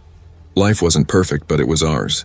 My mother worked 2 jobs, day shifts at a furniture warehouse, night shifts cleaning a clinic. I picked up hours at the bakery after school to help with groceries. Katya, even at 13, pulled her weight around the apartment. We were close. At least we had been, before Victor. At first, he seemed harmless. He brought flowers for Mom, chocolates for Katya, even tried to win my respect with polite handshakes. But it was all too polished, too rehearsed. I watched him like a careful animal, measuring every movement, every smile, every pause. 2 weeks later, he was spending nights at our apartment. A month later, his clothes began filling drawers. 2 months after that, he proposed. I didn't trust him. I caught him rifling through my mom's purse once. He said he was looking for her glasses. Another time, my gaming console disappeared. He denied touching it, but I overheard him in the hallway, whispering into his phone. "Got a few things I can sell." I told Mom. She brushed it off. "You're imagining things," she said. "He's trying to help us. You just don't want to see me happy." I wanted to scream. I wanted to shake her. But I said nothing. Then came the wedding, a small courthouse thing. I didn't go. Katya didn't want to either, but Mom made her. Afterward, there was cake in the kitchen. Victor gave a toast. His hand gripped my mother's shoulder so tightly her smile faltered for a split second. That was the first crack. After that, everything shifted. Victor quit his job, claiming he was starting a business. He spent hours pacing the living room, chain-smoking, muttering curses into his phone. Rent slipped behind. He convinced Mom to take a loan for some investment opportunity, and weeks later the money vanished. Then his temper emerged. Little things, kettle not boiling fast enough, a towel left on the floor, me not greeting him instantly, set him off. His anger was quiet, controlled but sharp enough to cut through the apartment like a blade through frozen air. One night I came home to find Mom in the bathroom, crying, her lips split. "He didn't mean it," she whispered. "He just had a bad day." The next day I skipped school and went to the police. They asked if she had filed a report. She hadn't. "We can't afford it," she said when I begged her. "He'll leave and take everything. He says he'll hurt himself if I try to leave." I stared at her, really looked at her, and realized something I hadn't before. Love can blind you in ways fear alone never could. Winter came early that year, sharp and merciless. Victor's so-called business collapsed almost immediately. We had nothing, no money, no heat. He borrowed from loan sharks with menacing smiles and clenched fists, promising they wouldn't hurt us if he paid back soon. But we all knew the truth. The landlord slapped an eviction notice on the door, and suddenly the apartment that had felt like the only anchor we had was gone. Mom moved like a shadow through the apartment, always tired, always quiet. Katja stopped singing. Her bright little hums disappeared like they'd been swallowed. I stopped caring about grades, stopped caring about anything that didn't involve just surviving the day. Then, just before Christmas, the inevitable happened. We were thrown out. We ended up in a shelter on the outskirts of the city, a room barely large enough to hold 4 mattresses. Mold crawled along the windows and rats scuttled under the floorboards at night. Mom cried every evening, her tears soaking into her pillow, while Victor did nothing but grumble about how we had ruined his life. He found fault in everything. Katja for spending too much on school clothes, me for not respecting him enough, Mom for somehow turning him into the monster he had become. But himself? Never. Then things got worse. He began disappearing for days, returning with bloodshot eyes, trembling hands. I recognized the signs immediately. Drugs. Mom knew too, but she clung to him as if he were the last plank on a sinking ship. And then came the night I still see in my dreams. Katja and I had walked to the store for bread and soup. When we returned, the shelter door was smashed. Inside, Mom lay on the floor, her nose bleeding, her arm bent at a grotesque angle. Victor loomed over her, screaming nonsense, completely unaware we had entered. Panic and fury ignited inside me. I lunged, swinging with everything I had. My fists hit his jaw. He staggered back, stunned. I grabbed Katja and Mom, dragging them into the snow, feeling the cold bite at our faces until we reached the hospital. That night, the social worker stepped in. Victor vanished after that. For 2 months, we stayed at a women's center in Karelia, a rural corner of northwest Russia. No men allowed, just mothers and children with exhausted eyes and trembling hands. I started working full-time at a metal shop to cover what we could. Katja went back to school. Mom began therapy, slowly reclaiming pieces of herself. But Victor wasn't finished. Threats began appearing, scrawled on paper, left on doors. "You'll pay," read one message on the door of our old apartment. The police claimed that without a restraining order, their hands were tied. One night, walking home from work, I spotted a car across the street. Lights off, engine running. My stomach sank. It was him. I snapped a picture, sent it to the police. They did nothing. That was the moment I realized I had to fight back. I called Igor, a friend from school whose uncle had been a police investigator. He connected me with Sergei, a private detective. Sergei was old school, scar slicing across his cheek, eyes cold and calculating, but he listened and he believed us. He put a tracker on Victor's car, monitored him, and installed a hidden camera at the shelter. One night, Victor tried breaking in. Every second was captured. The next morning, the police arrived, arresting him. He had violated parole from a past assault charge, and the combination with drugs and attempted break-in gave them enough to hold him. He screamed as they dragged him away. "You're dead, all of you." But that was the last I ever saw him. He was sentenced to 12 years. We moved back to the city with support from a local program. Mom found a desk job at a health clinic. Katja finished school and went on to study psychology, determined to help girls like us. She even started her own repair business with 2 friends, fixing heating systems, stoves, and wiring. They make good money in winter and bought a small house in the hills outside Petrovsk. It's quiet now, safe. Sometimes I still wake up drenched in sweat, hearing his voice echoing in my mind. But those nights are fading. The frost that once threatened to swallow us whole may have cracked, but we endured. We walked through the cold, through despair, and we survived.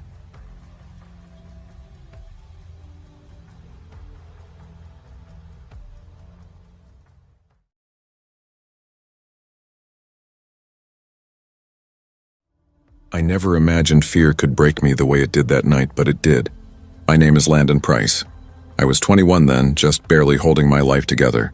My father had walked out when I was 12, and my mother had worked herself to the bone just to keep food on the table. By the time I made it to college in Seattle, debt was already chewing through me like rust through metal. Rent was overdue. My part-time grocery job could barely cover ramen and bus fare. Some nights I'd skip meals so I could afford used textbooks that still smelled faintly of someone else's highlighter. That's why, when I saw his profile, I didn't swipe left. Dorian Vance. Age 42 bio, seeking someone loyal, $800 a weekly allowance. No intimacy, just companionship. His profile picture stopped me cold. He was dressed sharply, blazer and all, but his face was hidden behind a rubber mask. Deep wrinkles, sagging jowls, a grotesque old man's grin like melted latex left too close to a flame. It was bizarre, almost laughable, but something about it felt wrong. Off. Still, my starving brain didn't see the mask. It saw $800. I swiped right. The match notification popped up instantly. Then a message. Dorian, hello, Landon. I've been waiting for someone like you. Me, that's quick. Hi, Dorian. Dorian, I don't waste time. You want this to work, don't you? $800 a week. No strings. Just spend time with me. I remember staring at the screen, the blue glow reflecting off the eviction notice taped to my fridge back home. Final warning, scrawled across the top in red ink. I thought about my mother's swollen feet, the cough she'd been hiding on our last call. Me, you're serious? Just hang out? Dorian, exactly. A smart young man like you should be rewarded for his company. You won't regret it. My heart thudded in my chest. The silence of my tiny dorm felt heavier than usual. The hum of the mini fridge suddenly too loud. I typed before I could overthink it. Me. Okay, when do you want to meet? Our first meeting was in public, a rooftop bar overlooking downtown Seattle. Wind whipped through the space, carrying the smell of rain and citrus from someone's cocktail. When I saw him, my breath caught. Dorian was dressed immaculately. Dark coat, gloves, crisp white collar. And that same horrifying mask, not a medical one, not subtle. The mask from his profile, the drooping, aged rubber face, eyes pale and unblinking behind the holes. I laughed awkwardly, the sound small against the city noise. Is that a joke? He tilted his head, the gesture almost bird-like. It helps me stay myself, he said softly. You'll get used to it. He paid for everything without hesitation, drinks, dinner, even the rideshare that took me back to my dorm. He never touched me, never even stood too close. He just watched, calmly, almost analytically, asking questions in that smooth, deliberate tone. Where did you grow up? What do you want out of life? And finally, what are you afraid of, Landon? Looking back now, that last question should have been the warning. Our arrangement lasted about 3 weeks. Every Friday, $800 hit my PayPal. Every Saturday night, we met somewhere new. Always in public, always with him masked. He had a way of talking that made silence feel unsafe, like he could hear the things you didn't say. Sometimes we ate in quiet, upscale restaurants where the waiters knew his name. Other nights, he'd drive me along the waterfront in his sleek black car, the city lights shivering in the waves beyond the glass. The smell of leather, cologne, and rainwater filled the air. He never once took the mask off. One night, after too many drinks, I joked, "Do you ever take that thing off? I feel like I'm talking to a mannequin." He leaned back slowly, gloved hands folding together on the table. "Not around people I care about," he said. "The mask shows me who they are, what they look like when the fear comes." I tried to laugh, but it came out hollow. His tone hadn't shifted, not even slightly. No trace of irony, no smile behind the rubber lips, just that steady voice. The night it all changed, he sent a message, "I want you to come to an exclusive gathering." Not a party exactly, More of a private get-together, with people who understand me. Every instinct in my body screamed no. The hair on my arms rose before I even finished reading. But then I thought of the tuition payment due in 2 days. The one that could decide whether I stayed in school or went home broke and humiliated. And against every voice in my head, I typed back, "When and where?" I agreed. He picked me up around midnight in his black SUV, its headlights slicing through the drizzle. The hum of the engine was the only sound as we left the city behind. Skyscrapers and neon signs bled away into empty suburbs, then into the deep, silent woods north of Seattle. My reflection flickered in the passenger window, nervous, pale, uncertain. Every few minutes I glanced at him. The faint green glow of the dashboard made the rubber folds of his mask look alive, like they pulsed with breath. "Where are we going?" I finally asked, my voice small in the darkness. "You'll see," he said softly. "It'll be unforgettable." The way he said it made my stomach twist. The road narrowed, gravel crunching under the tires. Then through the trees I saw it, a massive house set back from the road, swallowed by shadows. Not a single light glowed in the windows. It didn't look abandoned, though. It looked waiting. When we stepped out, the night air was colder, thick with the smell of wet pine and something else. Iron, rot, and a sharp chemical tang that made my throat sting. Inside, the air was heavier still. The front door creaked open to a narrow hallway where only one bulb flickered, dim and sickly, pulsing like a heartbeat. The walls were lined with dark wood, warped with age. I stopped. My pulse was pounding in my ears. "Dorian, I don't feel right about this." His gloved hand came down on my shoulder, firm but almost tender. "Relax," he murmured. "You're safe with me." That was the last moment I felt safe. Something moved behind me, too fast to react. Hands clamped down on my arms and throat, dragging me backward. I screamed, twisting, kicking, but they were strong. At least 3 of them. My shoes scraped against the wood and I caught flashes, black coats, leather gloves, the glint of metal. They hauled me into a concrete room and forced me into a chair. Rope bit into my wrists, into my chest. My breath came in jagged gasps. "Dorian!" I shouted. "What the hell is this?" He stood calmly in the corner, the mask glowing faintly in the trembling light.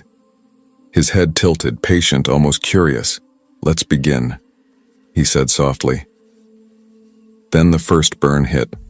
A white-hot pain tore through my arm as someone pressed a heated iron rod against my skin. The smell of burning flesh filled the air. My flesh. I screamed until my throat shredded, the sound bouncing off the concrete walls.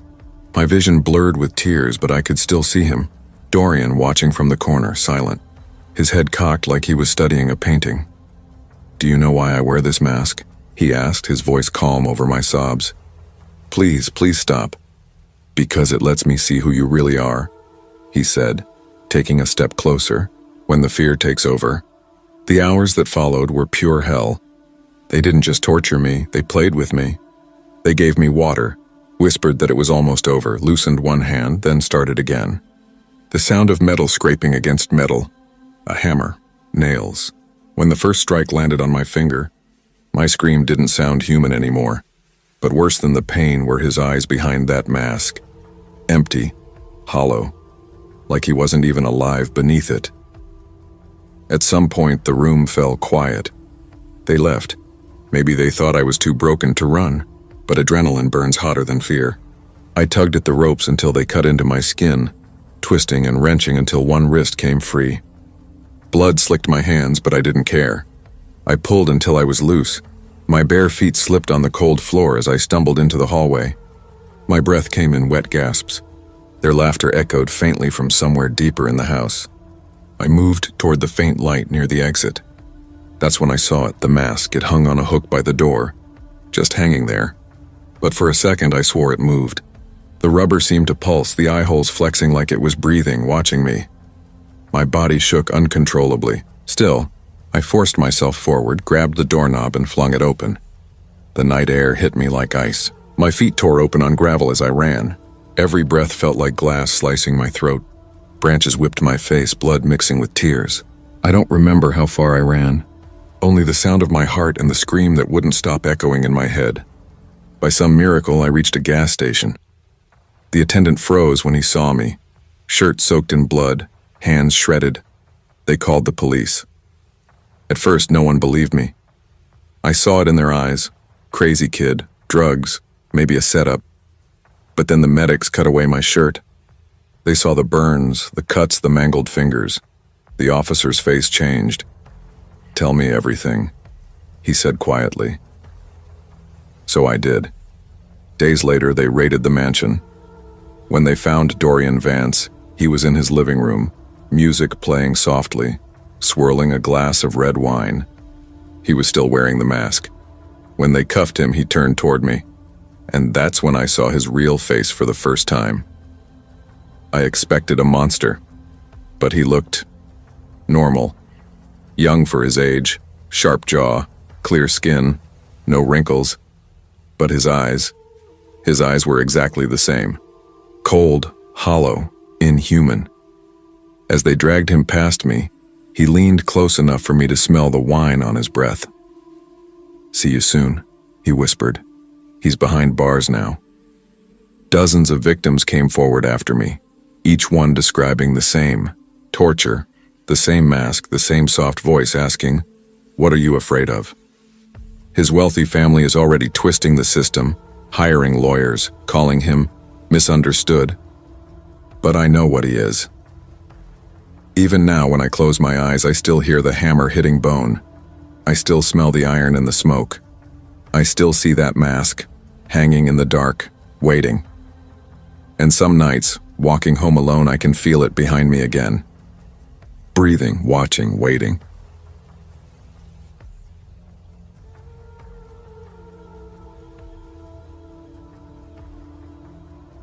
I never thought I'd actually go through with it. I was a broke university student in a grimy 2-bedroom apartment, living with a roommate who paid rent late and stacked dishes until they looked like a leaning tower of mold. Between tuition, textbooks, and overpriced groceries, I was sinking. My campus job at the library barely covered utilities. I'd started counting coins from my car's cup holder just to afford ramen. That's when I saw it, his profile. Not even an ad. A Tinder profile. Damien 45, looking for a sugar baby. 700 weekly. No sex, just companionship and small favors. I stared at his pictures too long. If he was 45, then I was the Queen of England. He looked maybe 30, clean cut, sharp jawline, dark hair combed perfectly to one side, almost too polished. His bio was short. No cheesy quotes, no shirtless bathroom selfies, no out-fishing grin like half the other guys.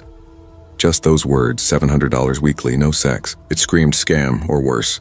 But $700 was more than I made in a month. Against all logic, I matched with him.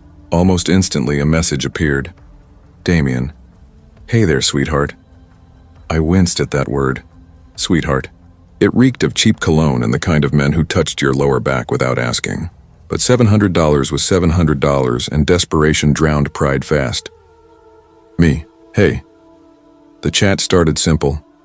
He asked about school, about my major. I told him psychology, mostly survival, not passion.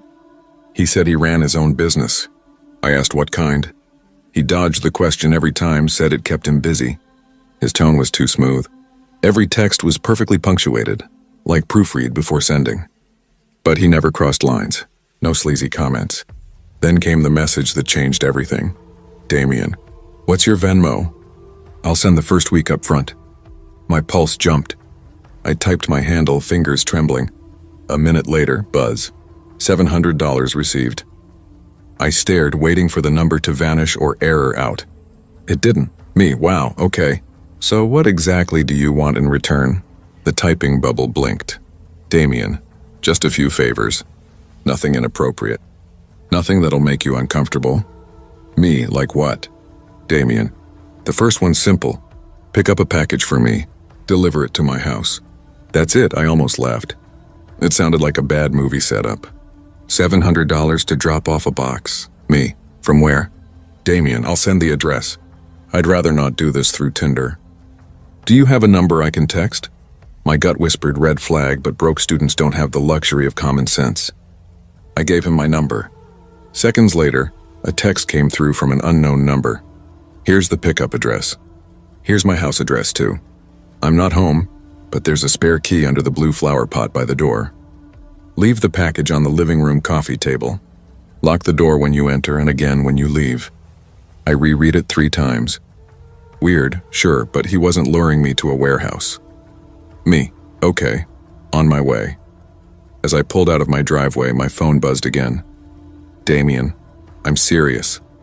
Lock the door both times. Don't forget. The phrasing made my stomach twist. The pickup house was in a dying part of town. Cracked sidewalks, flickering streetlights, weeds crawling up mailboxes. His address led me to a crooked chain-link fence, the gate hanging by a single hinge. The house looked abandoned, peeling paint, boarded windows. I almost turned around. Then a figure filled the doorway. He was huge, broad shoulders, arms sleeved in tattoos, his head brushing the top of the frame. You here for Damien's package? His voice was gravel, low and scraping. Yeah, I said, frozen on the sidewalk. Stay there. He disappeared inside. My heart pounded so hard I could hear it in my throat. The street was dead silent. No cars, no people. When he came back, he carried a small cardboard box, shoebox size, one corner darkly stained.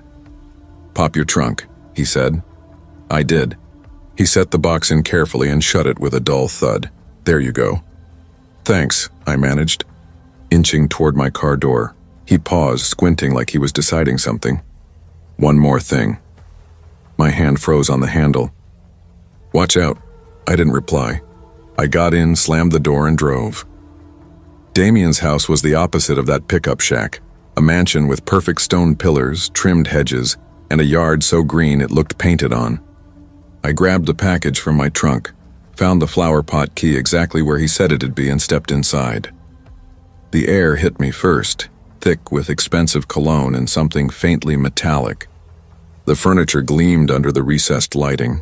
Carved mahogany, velvet cushions, glass polished until it vanished. Everything screamed money, but too perfectly, like a museum pretending to be a home. I set the package on the coffee table. That's when I heard it, a phone ringing somewhere inside. I froze. Then my own phone buzzed. Damien. Don't answer any calls that aren't from Marvin. My breath caught. What? I whispered to no one. The ringing continued, muffled but steady. Against my better judgment, I followed it down a hall into an office. On the desk, a phone, screen glowing. Incoming call. Damien. My chest constricted. I backed out slowly, left it ringing, and bolted, locking the door behind me as if that could seal whatever that was inside. That was just the first errand.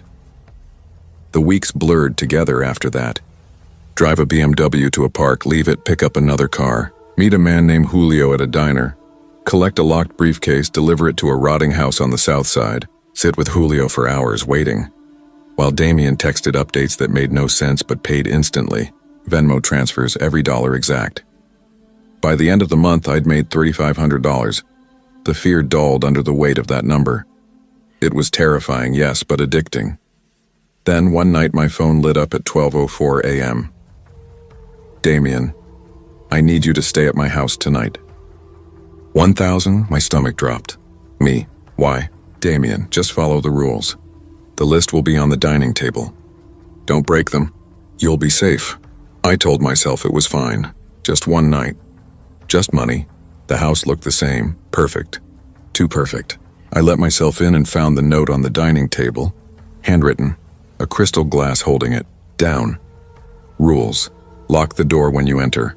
Only answer calls from Marvin. Do not turn on any faucets between 9 p.m. and 11 p.m. Do not open the door for anyone after 10 p.m. No matter what they say. If the hallway closet is open, sleep in the library. If it's closed, any bedroom is fine. The gardener comes at midnight. If he knocks on the windows, hide. Turn the TV to static and let it play all night. Do not forget this. Help yourself to the fridge. Payment in the morning. Good night. I read the list 3 times. My skin prickled. These weren't just rules, they were rituals. At 8:50, I brushed my teeth. The hallway closet stood open. Library it is. I locked every door, curled up on the velvet couch, the TV hissing static in the background. At 10:16, the doorbell rang. It's the police. Open up. I froze. It's urgent. Open the door or we're coming in. Rule 4 echoed in my skull. Do not open the door. I stayed still, barely breathing. Silence. Then another ring. It's Damien. Let me in. My blood turned to ice. He had a key. Why would he need me to open the door? For the next hour, the bell rang, voices shifting, pleading, demanding. None of them right. None of them real. Eventually, exhaustion dragged me under. When I woke, pale light filtered through the curtains. The smell of coffee wafted from the kitchen. And there he was, Damien, flipping eggs like it was any normal morning. Morning, he said, casual, friendly. I forced a smile. He looked exactly like his photos. Too exactly, every detail sharpened, uncanny. I ate quickly, muttered something about class, and left. My hands shook the whole drive home. When I unpacked, I found the rules folded neatly in my jacket pocket. I didn't remember taking them. I reread them, heart hammering, then turned my TV to static and left it hissing all night. Do not forget this. I hadn't. My phone buzzed. Venmo $1,000 received. Then another text, Damien, I'm not in town right now. Won't be back until next week. No errands until then. My vision blurred. If he wasn't in town, who had cooked me breakfast? Buzz, unknown number. Did you forget something? Attached a photo. Damien, or whoever he was, standing in front of a TV filled with static. Then another image. My apartment building, my window. Watch out. I didn't sleep. Every creak in the walls felt alive. Every gust against the window made me flinch. I kept my phone clutched tight, waiting for another message. When the knock finally came, soft, deliberate, right against my bedroom window, I didn't scream. I just sat there shaking, praying the rules hadn't followed me home.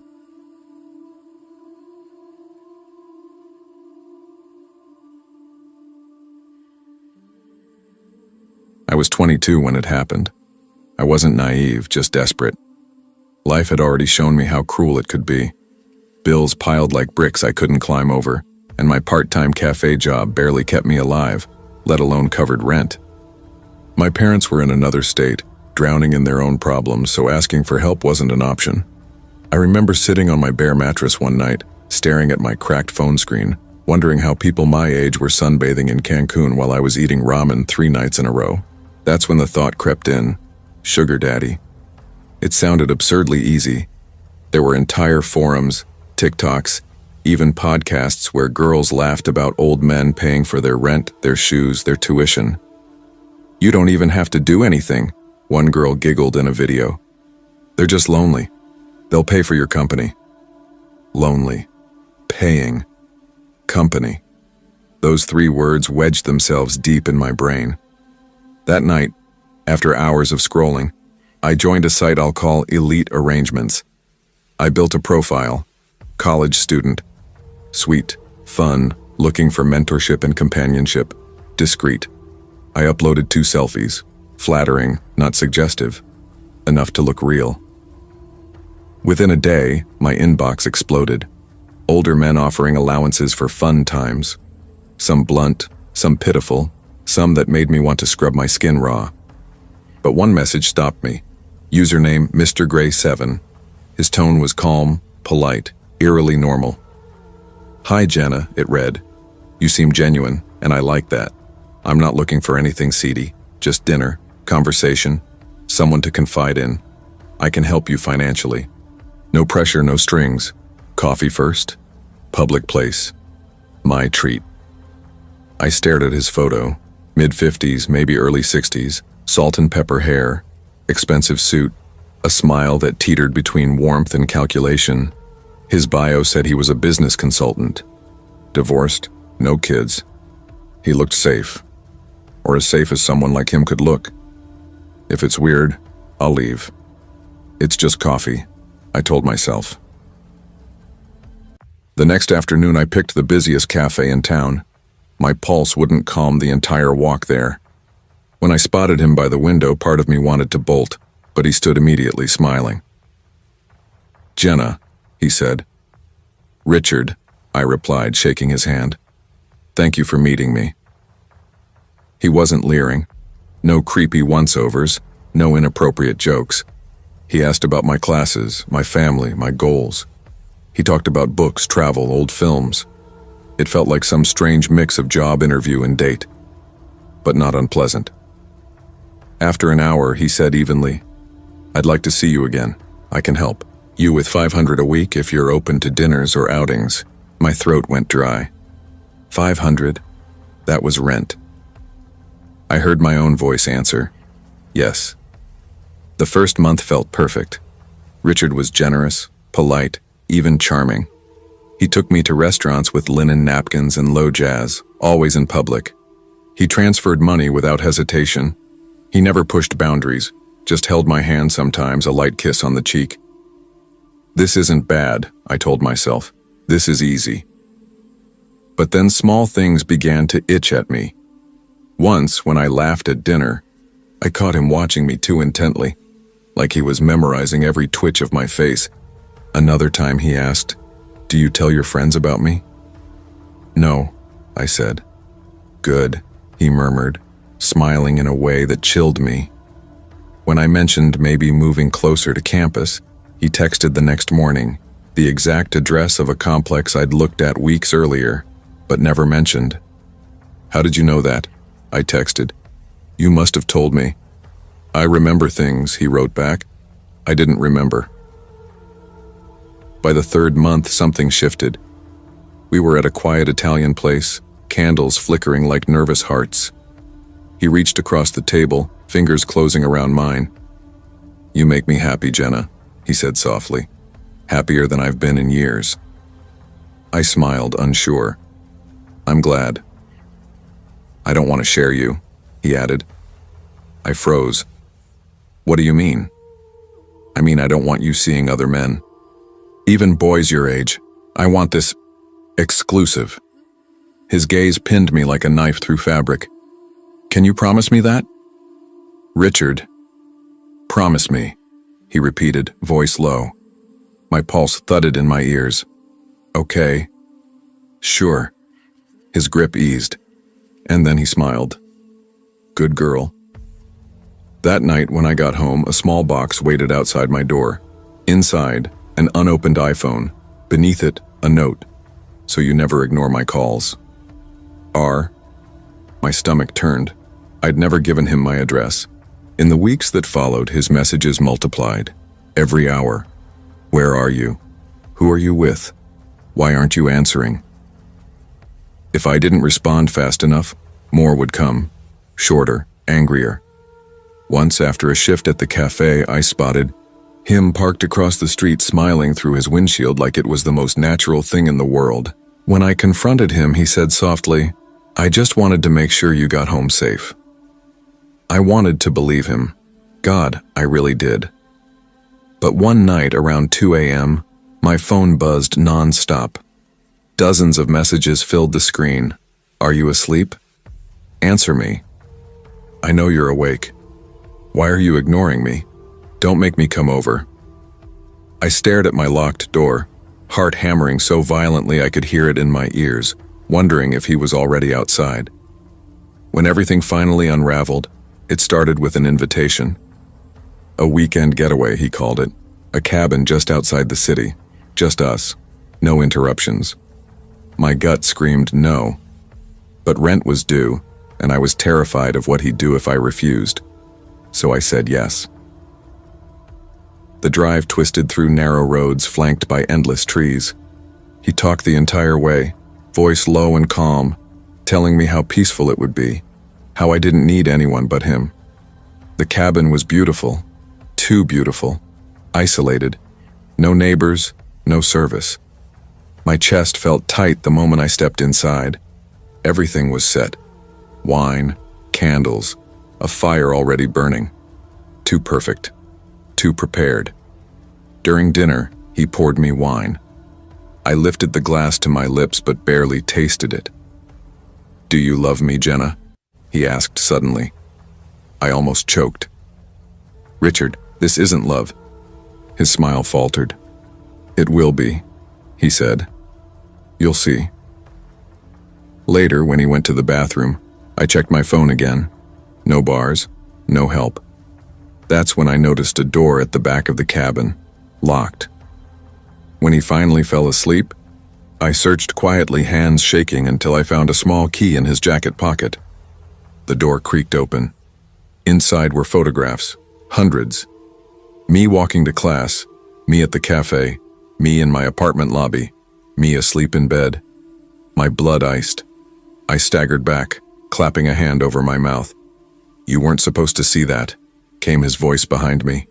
I spun. Richard stood in the doorway, eyes flat, a knife glinting in his grip. "You don't understand," he said softly, almost tenderly. "I take care of you. I make you safe. And in return, you stay with me. Forever." My pulse roared. "Richard, please, put that down, we can talk." He took a step closer. "I've already decided, you're not leaving me." Adrenaline snapped through me. I grabbed the nearest thing, a heavy wine bottle, and swung. It shattered against his arm. He screamed, "Drop the knife." I bolted. Out the door, into the trees, barefoot, freezing. Branches sliced my skin as I tore through the dark. I didn't look back. When headlights finally appeared on the road, I stumbled toward them, sobbing. A truck slowed, the driver's face horrified. "Jesus, are you okay?" "Please," I gasped. "Help me." Police raided the cabin that night. They found the photos. They found a box under his bed, locks of hair, scraps of clothing, pieces of me.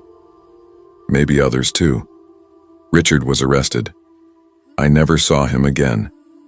I moved, changed my number, deleted every account tied to that world.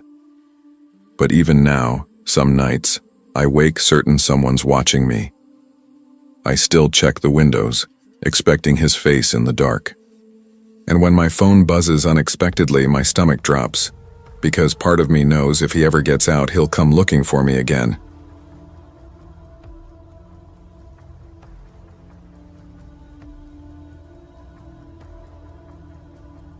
I never thought I'd give online dating another chance. After a string of awkward meetups, ghosted conversations, and one unforgettable train wreck of a dinner where the guy showed up already drunk and asked if I could spot him 50, I swore I was done. But loneliness, real bone-deep loneliness, has a way of slipping in when you least expect it. My name's Lena Graves. I'm 26 and live alone in a small apartment near the harbor in Portsmouth, New Hampshire. Nothing fancy, peeling paint, thin walls, a leaky faucet, but it's mine. Just me and my cat, Juniper. I work as a copy editor for the Portsmouth Chronicle, a job that barely covers rent but at least keeps me busy. My friends have drifted into their own lives, married, pregnant, overworked, and somewhere between quiet dinners and Netflix nights, the silence in my apartment started to feel heavier. So, one night after too much wine and too little sleep, I downloaded a new dating app that claimed to be for serious connections. Usually, that translated to middle-aged men flashing watches, yachts, and promises. I laughed, scrolled, and almost deleted it until I matched with him. Marcus Holloway. 42. His profile felt different. No gym selfies. No filtered smiles. Just crisp photos. Him in tailored suits. A black Labrador at his side. A restaurant table gleaming with wine glasses. He had sharp cheekbones, dark hair streaked with silver, and eyes that looked right through the lens. There was something about that gaze, unsettling yet magnetic. His message came almost instantly. "You're stunning. I'd like to take you somewhere nice." No games, no pressure, just dinner and conversation. I should have ignored it. Every instinct told me to, but I didn't. Something inside me, some lonely, curious part, whispered that maybe this one could be different. He picked the restaurant, Harbor House, an upscale waterfront place I'd only ever walked past, pressing my nose to the glass like a kid. When I arrived, the place was unnervingly quiet. Soft piano music played from hidden speakers, the air perfumed with salt and lemon butter. The maitre d' greeted me by name. "Good evening, Miss Graves. Mr. Holloway is expecting you." I blinked. "He already told you my name?" "Of course," the man said, smiling tightly. "This way, please." The dining room was nearly empty except for one round table in the center, lit by a single pendant lamp. Marcus sat there alone, a glass of red wine before him. He looked exactly like his pictures, polished, poised, composed.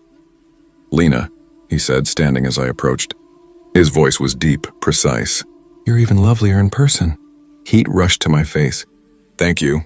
This place is, wow, really fancy." He shrugged slightly. "I like privacy when I eat." "I booked the room." That made me pause. "You booked the whole room?" "Of course." His tone was casual, but something about it didn't feel casual at all. The waitstaff glided around us like ghosts, quiet, efficient, expressionless. They never spoke unless Marcus gave a subtle nod or lifted a finger. "You didn't have to go through all this trouble," I said, trying to laugh it off. "For you?" He held my gaze. "I did." The way he said it made my pulse quicken, not with excitement, but something colder. I smiled, forced. "You're making me feel like a specimen in a lab." He didn't blink. "You're perfect. Exactly what I wanted." The words slid over the table like ice. I laughed softly to diffuse the tension, but something in his stillness unnerved me. I talked too much, probably. About my job, about Juniper, about my horror movie obsession. Marcus listened intently, barely moving, his expression unreadable. No smile, no frown. Just that fixed mask of attention that made me feel both seen and dissected. Finally, I lifted my glass with a teasing grin. "So Marcus, be honest. Are you secretly a doomsday robot?" He met my eyes, raised his glass, and said quietly, "No, I'm not." The answer was so literal it made me laugh, though something about his tone lingered. Dinner ended sooner than I expected. He paid in cash, crisp, immaculate bills that looked like they'd never passed through human hands. I don't know why, but that small detail made my stomach twist. When we stepped outside, the night air was damp with sea breeze and mist. I surprised myself by asking, "Would you like to come over?" His reply was instant. "Yes, I'd love that."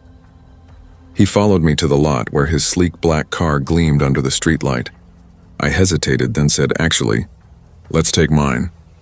My sedan looked pathetic next to his, but I needed that control, however small. He didn't argue, just opened the passenger door and settled in. His movements were smooth, deliberate, too deliberate. During the drive, I kept stealing glances at his hands folded neatly in his lap. They were pale, cool when I brushed against them, almost stiff. Not lifeless, just restrained. We kissed outside my apartment door. His lips were soft but calculated, every motion measured. It was the kind of kiss that felt studied, like he'd practiced it 1,000 times on air. Then suddenly, flash.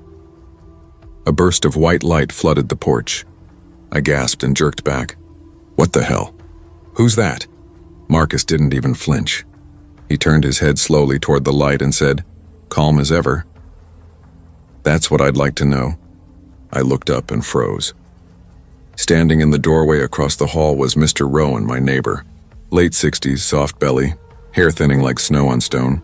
He'd always been there, hovering near his apartment door, pretending to check his mail or sweep the floor whenever I passed. But now he wasn't pretending. He was standing perfectly still, a flashlight pointed straight at us. Its beam cut through the dark like a blade, landing squarely on Marcus's face. "Jesus," I muttered under my breath.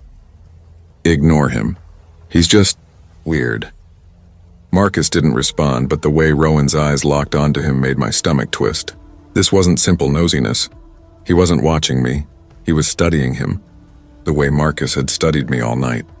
Inside my apartment, Marcus's voice was calm but firm. "Turn the lights off." The words weren't a suggestion. They were a command, quiet but absolute. I hesitated. "It's kind of late for—" "Please." Something about the tone made my body obey before my brain caught up. I switched off the lamp. Darkness swallowed the room, broken only by the faint amber glow seeping through the blinds. Marcus's hands found my waist. His touch was cool, deliberate, almost rehearsed. He spun me around, playful on the surface but precise. Too precise. His movements felt engineered, like choreography rather than passion. When we fell into bed, it was raw, consuming, disorienting. He was strong, inhumanly strong, but controlled every motion exact. I drifted off in his arms, exhaustion and unease wrapping around me like twin vines. Then came the creak. I opened my eyes. My apartment was tiny, so every sound had a weight to it. Pipes groaning, walls shifting, but this was different. Slow, deliberate. Footsteps. "Marcus," I whispered, shaking him gently. He didn't move. His breathing was steady, unnaturally even, like the rhythm of a machine. The doorknob turned. A sliver of light spilled through the crack, cutting across the floor and onto the bed. My heart slammed against my ribs. Rowan stood in the doorway, His eyes were wild, and in his trembling hand glinted a knife. The light caught the blade, a thin shimmer of silver that made my skin crawl. "Mr. Rowan?" My voice cracked. He stepped in, face twisted, not just with anger, but terror. "Get away from him," he hissed. "Wait, what are you—" Before I could finish, he lunged. Marcus shot up instantly, like he'd been awake the whole time. The two collided with a sound that split the room. A violent animal struggle. Furniture toppled. The lamp crashed to the floor, shattering in sparks. I stumbled back, clutching the duvet to my chest. Rowan's knife plunged into Marcus's shoulder. I gasped, waiting for blood. But what came out wasn't red. It was black. Thick tar-like fluid oozed from the wound, glistening under the hallway light. It didn't drip, it crawled, sliding across his skin in syrupy strands. My knees went weak. What the hell is that?" Marcus staggered. The light seemed to weaken him, draining him. His movements became jerky, sluggish, as if something inside him was misfiring. Rowan roared, a sound far too fierce for a man his age, and drove the knife again. Once in Marcus's chest, once into his eye. The second strike made a sound I'll never forget. A wet, mechanical crunch. Marcus fell back against the wall, then crumpled to the floor, limbs twitching once before going still. His face remained eerily calm, even in death. Rowan dropped the knife, panting hard, his face glistening with sweat. His eyes darted to me. Without a word, he reached into Marcus's jacket, pulled out a folded paper and tossed it toward me. My hands shook as I opened it. "Eliminate Lena Graves." For a moment, the world went soundless. "Me?" I whispered. Why me?" My voice broke. "Who are you?" Rowan's hand trembled as he lowered the flashlight. His voice came out cracked, uneven. "I'm your father, Lena. And that thing," he pointed at Marcus's lifeless body, "wasn't a man. He was sent to kill you." The words barely made sense. I stumbled after him barefoot across the hall. His apartment smelled of dust and stale coffee, but what I saw froze me completely. Every wall was covered with photos. Of me. Childhood birthdays. School pictures. Me at the fair with my mom. College graduation. Dozens I didn't even know existed. My mother's face appeared in several, smiling, alive. My throat closed. "How do you have these? Tell me everything. Who are you, really?" He turned slowly, guilt and exhaustion in his eyes. "I was part of an organization. A syndicate. We built things like him. Mechanical assassins designed to look human. When I tried to leave, they turned on me. Your mother went into hiding. They couldn't find me, so they came for you." I shook my head violently. No, this is insane." "You're insane!" He stepped forward, his voice softening. "Sweetheart, you saw it yourself. He wasn't human. You were targeted because of me. That's why we have to leave tonight." I could barely breathe. "You said Mom's alive?" He nodded once. "She's waiting for us. Outskirts of Montana, remote, off their radar. We can be a family again." My legs felt hollow beneath me. My heart beat in two places, my chest and my throat. Everything I knew, every ordinary piece of my life, had shattered. But then I thought of Marcus, of the black fluid seeping into my sheets, the way his eyes had flickered like dying lights. And I realized I couldn't stay. I packed what I could, clothes, documents, Juniper's carrier. Rowan or my father loaded everything into his old sedan. The night swallowed the city behind us as we drove, headlights carving a tunnel through the dark. I stared down at the small leather journal in my lap. My hands trembled as I began to write, the pen scratching across the paper. I wrote everything, every sound, every smell, every impossible thing that had happened. Not because I wanted to remember, because I was terrified that by morning, no one would believe it had ever been real. The road stretched endlessly ahead, black and silent. I didn't know if we were running toward safety or straight into another kind of nightmare.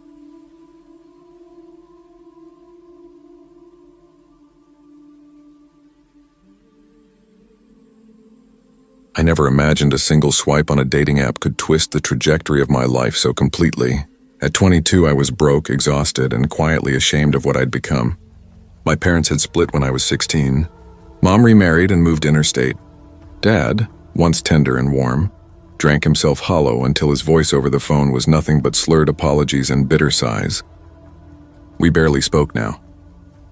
I lived in a share house in South Bank, Melbourne.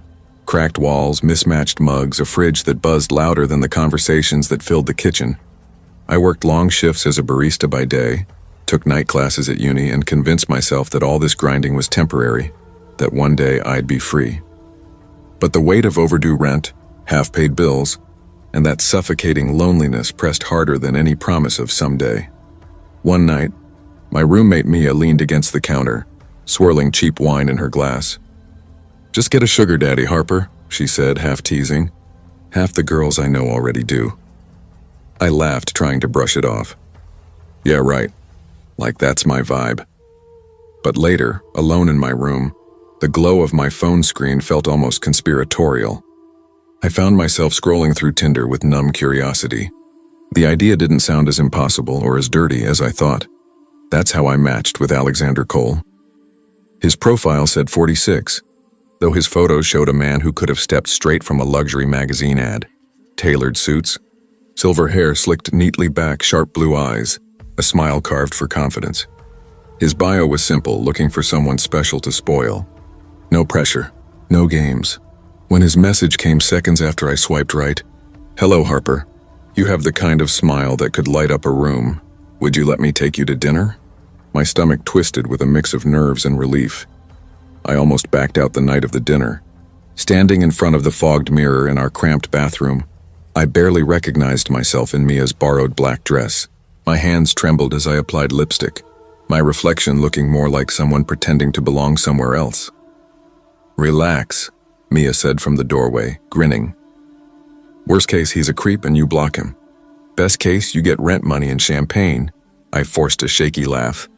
My heart wouldn't slow down. The restaurant on Collins Street looked like another world. Soft lighting, white tablecloths, waiters moving like ghosts. I hesitated at the entrance until I saw him rise from a corner booth. Alexander stood smoothly, smile warm, every movement deliberate. "Harper," he said, voice low and rich. "You look exquisite." "Thanks," I muttered, cheeks burning. His gaze held mine, not hungry, not leering, just steady. It disarmed me. Dinner felt like stepping into someone else's life. He ordered champagne for himself, but insisted I stick with sparkling water. "I don't mix alcohol with meaningful conversation," he said lightly. "I'd rather know you clear-minded." He asked questions about uni, my dreams, my childhood, and listened with unnerving focus. When I stumbled over anything about my father, he didn't pry. He only nodded, thoughtful, like he'd already understood too much. By dessert, he slid a small envelope across the table.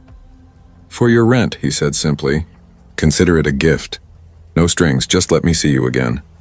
Inside was $700 in cash. My throat tightened. I should have felt disgust, shame, but instead a wave of relief hit me so strong it made my eyes sting.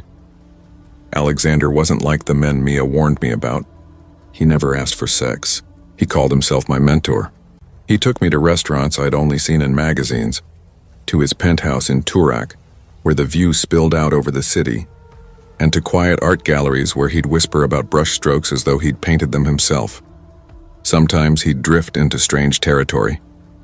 Once, while driving me home through the blurred city lights, he asked softly, "Have you ever thought about death?" I blinked. I guess. Who hasn't? "It's better to die comfortable," he said, eyes fixed on the road, "than to die chained." Then he smiled, as if he'd told a joke. But something about the words stayed with me. Despite his calm and wealth, unease threaded through everything about him. The way his eyes lingered a second too long. The way his hand brushed my shoulder a moment too late to be accidental. Still, I stayed. Because I needed him. By the third month, my feelings had tangled into something I couldn't name. He was twice my age, and yet, when he looked at me, I felt both safe and trapped at once. And yet, when he looked at me across the dinner table, I felt chosen. Special in a way that made my pulse quicken and my chest tighten. But soon I started to notice the cracks. One evening, as we lingered over dessert, I asked lightly, "So, do you see other girls like me?" He tilted his head, lips curling into a faint, amused smile. "Harper," he said softly, "you are not like anyone. Don't compare yourself." Still, I pushed, half laughing to disguise my insecurity. "That's not really an answer." He leaned closer across the candlelight, his eyes gleaming. "If you must know, yes, I meet people. I help people. You are not the first, but... His voice dropped to a near whisper. You could be the last. The word sent a tremor down my spine. I couldn't tell if it was fear or excitement. That week I started noticing her. A blonde girl, maybe 19, always hovering at the edge of places Alexander and I had been. Once I saw her sitting alone at a cafe he'd taken me to before, her pale hands wrapped around a coffee cup she never drank from. Another time she stood outside the university library staring at the ground until she felt me looking, then quickly turned away. And then, one evening, I saw her with him. Alexander. My Alexander. They were walking into a restaurant in St. Kilda, his hand resting gently, familiarly on the small of her back. My stomach twisted so violently I had to step into an alley to catch my breath. The next time I saw him in his apartment, I tried to sound casual. So, Alex, I said with a forced laugh, I saw you the other day with a very pretty young girl. His expression didn't falter. Ava, he said finally, his tone even, a troubled soul. Like you once were. She's a friend. A friend, I repeated, my voice tight, the word tasting bitter. He smiled faintly. Don't look so wounded, Harper. You and I, we're bound differently. I didn't know if I believed him, but jealousy burned through me like acid. 2 weeks later, he invited me to what he called a small gathering of friends. When I arrived, it was only me, Ava, and him. The air felt wrong the moment I stepped inside. Too still, too careful. Ava sat on the edge of the couch, hands folded in her lap, eyes darting toward him every few seconds like a frightened pet waiting for approval. Alexander was charming, magnetic, pouring sparkling water into crystal glasses, telling long, elegant stories that made no sense but kept you too entranced to interrupt. At one point, I followed Ava into the kitchen. Her skin looked pale, waxy under the light. I whispered, "Are you okay?" She smiled faintly, eyes unfocused. "He's helping me," she murmured. "He saved me." Her voice was flat, rehearsed. Later, Alexander suggested we go down to his collection room. The words alone made my stomach turn. The basement air was damp and cold. Concrete walls lined with shelves of wine bottles and strange artifacts, bones, masks, something that looked like preserved insects in glass. The lighting was dim, a dull golden glow that seemed to hum. Ava stood near the wall, fidgeting. "I want to celebrate something," Alexander said quietly. He moved behind her, his voice barely above a breath. "Perfection." I blinked, confused. Then he raised something, a flash of metal, and drove it into her. The sound was wet and wrong. Ava's scream tore through the air, cut short when his hand clamped over her mouth.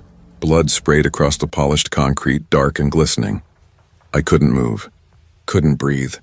Every muscle locked in terror as he held her until her body went limp, sliding to the floor in a spreading pool. When he turned to me, his face was calm, serene. His eyes glowed with a twisted clarity. "This," he whispered, "is the only way to enjoy what's beautiful." I wanted to run, to scream, but my body betrayed me. My hands trembled, useless. My mind fractured into static. And when he told me to help, I did. I don't know why. Fear, shock, the strange hold he had over me, it all blurred into one. I helped him drag her body. I helped clean the blood. And then I left. The next days were a blur of liquor, pills, and denial. I avoided Mia, ignored my phone, and told myself it hadn't happened. But it played on repeat every time I closed my eyes. Ava's scream, the smell of iron, the way her body fell. Then came the sirens. Police cars outside. Knocks echoing down the hall. When they reached my door, I stood there numb. My mouth moved before my mind could stop it. "Yeah," I heard myself say. "I helped hide the body." The officer froze, eyes wide. I wasn't sure if I'd actually spoken out loud or just thought it. Months later came the trial. The newspapers splashed his name across every page. Alexander Cole, 47, financial advisor, accused of murder. They wrote about Ava's body, found in a landfill sealed in a freezer first. They wrote about me, the student companion, the girl too entangled to pull away. In court, he looked at me once, just once, and in that brief glance I understood. You will never be free of me. Even now I still wonder, was I his victim or his accomplice? Some nights I scroll back to that first Tinder message. The words still glow on the screen like a curse. Would you let me take you to dinner? And I still don't know if I ever had a choice.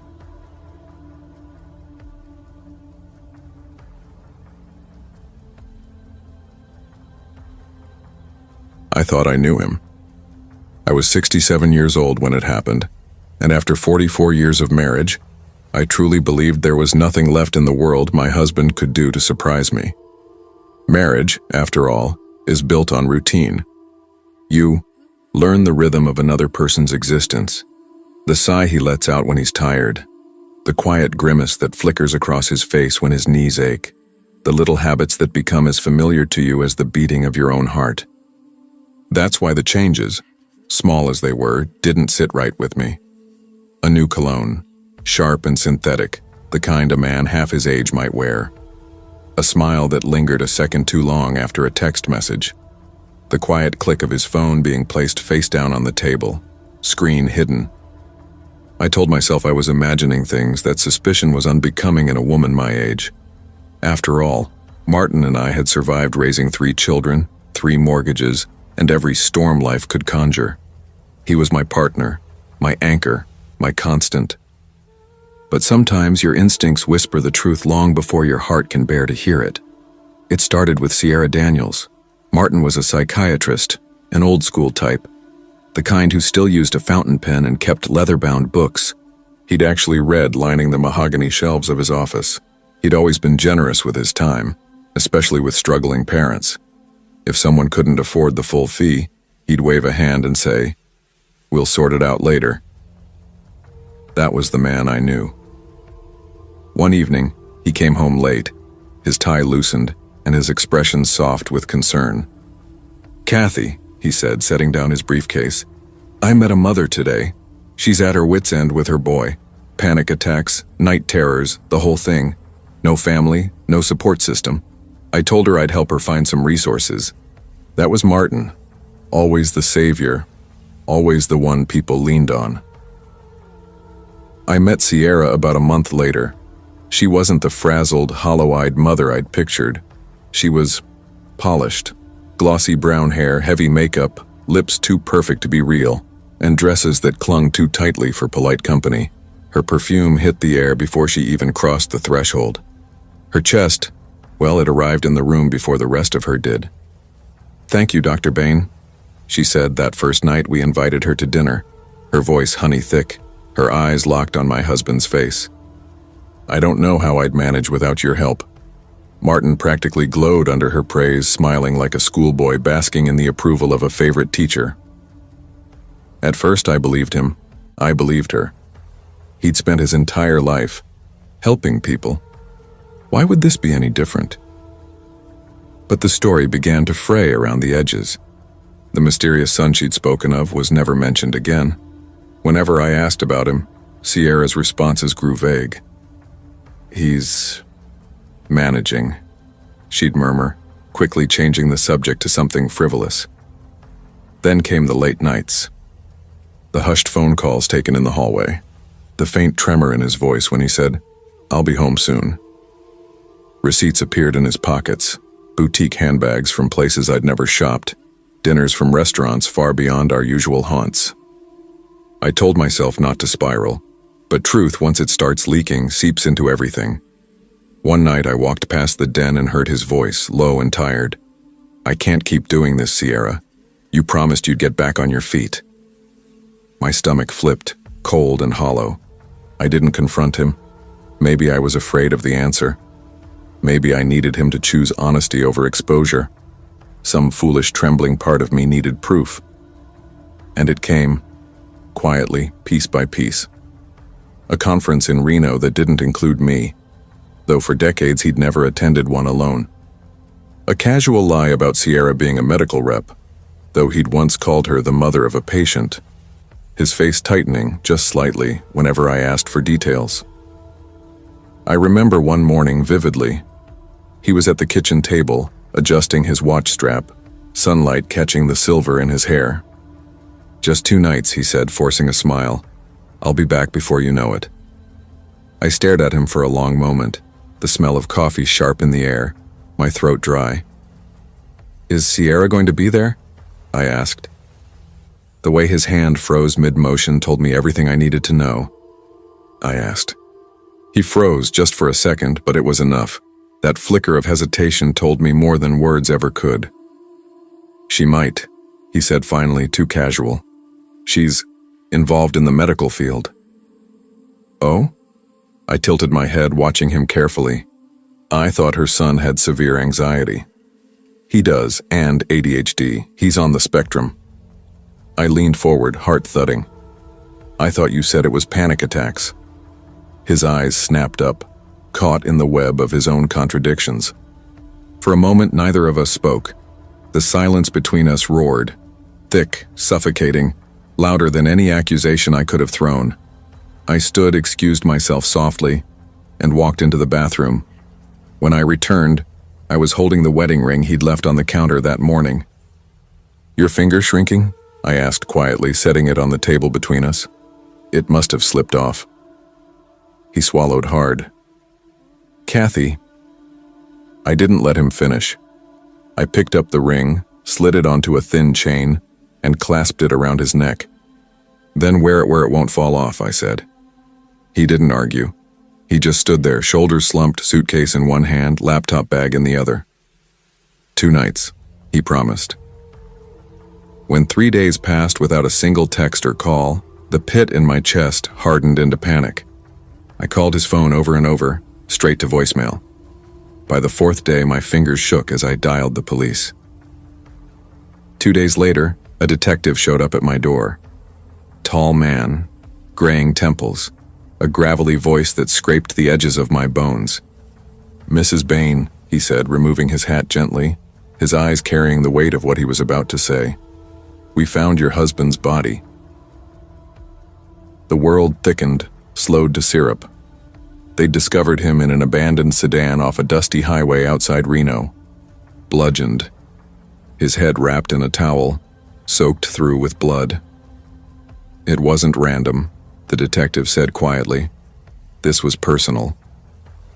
The investigation stripped away every comforting lie I'd built my marriage upon.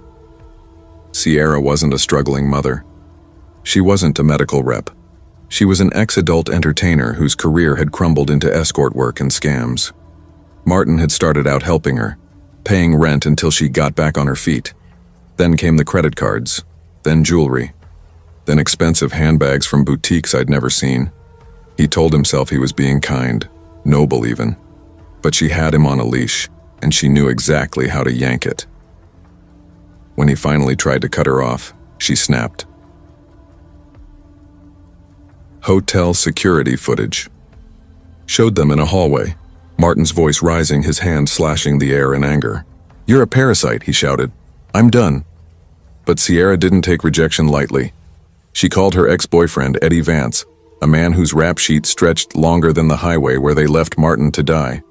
Together, they plotted revenge. Eddie brought the tire iron, Sierra brought the rage.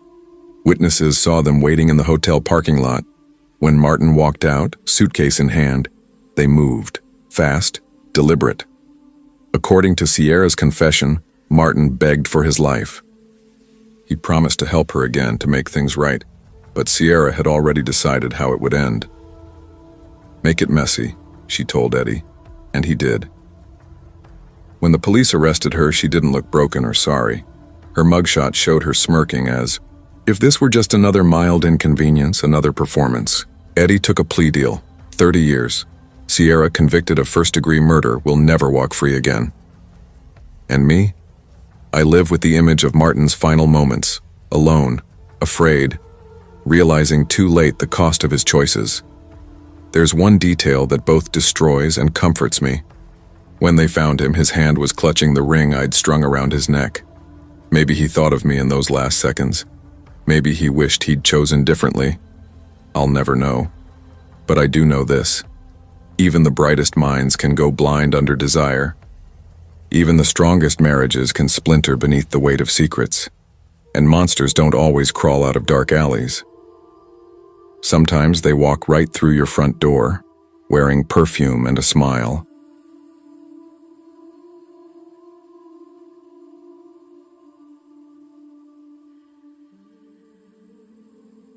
I thought I had everything under control.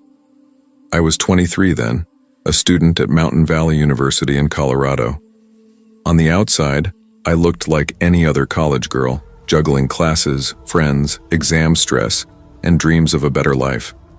But underneath, there was a side of me I didn't talk about. I was a sugar baby. It hadn't started as some glamorous, glitter-coated fantasy. I never cared about designer bags or rooftop dinners. It started because I was drowning. Tuition, rent, groceries, everything kept piling up. My scholarship barely covered half. My part-time shifts at the campus cafe helped, but not enough.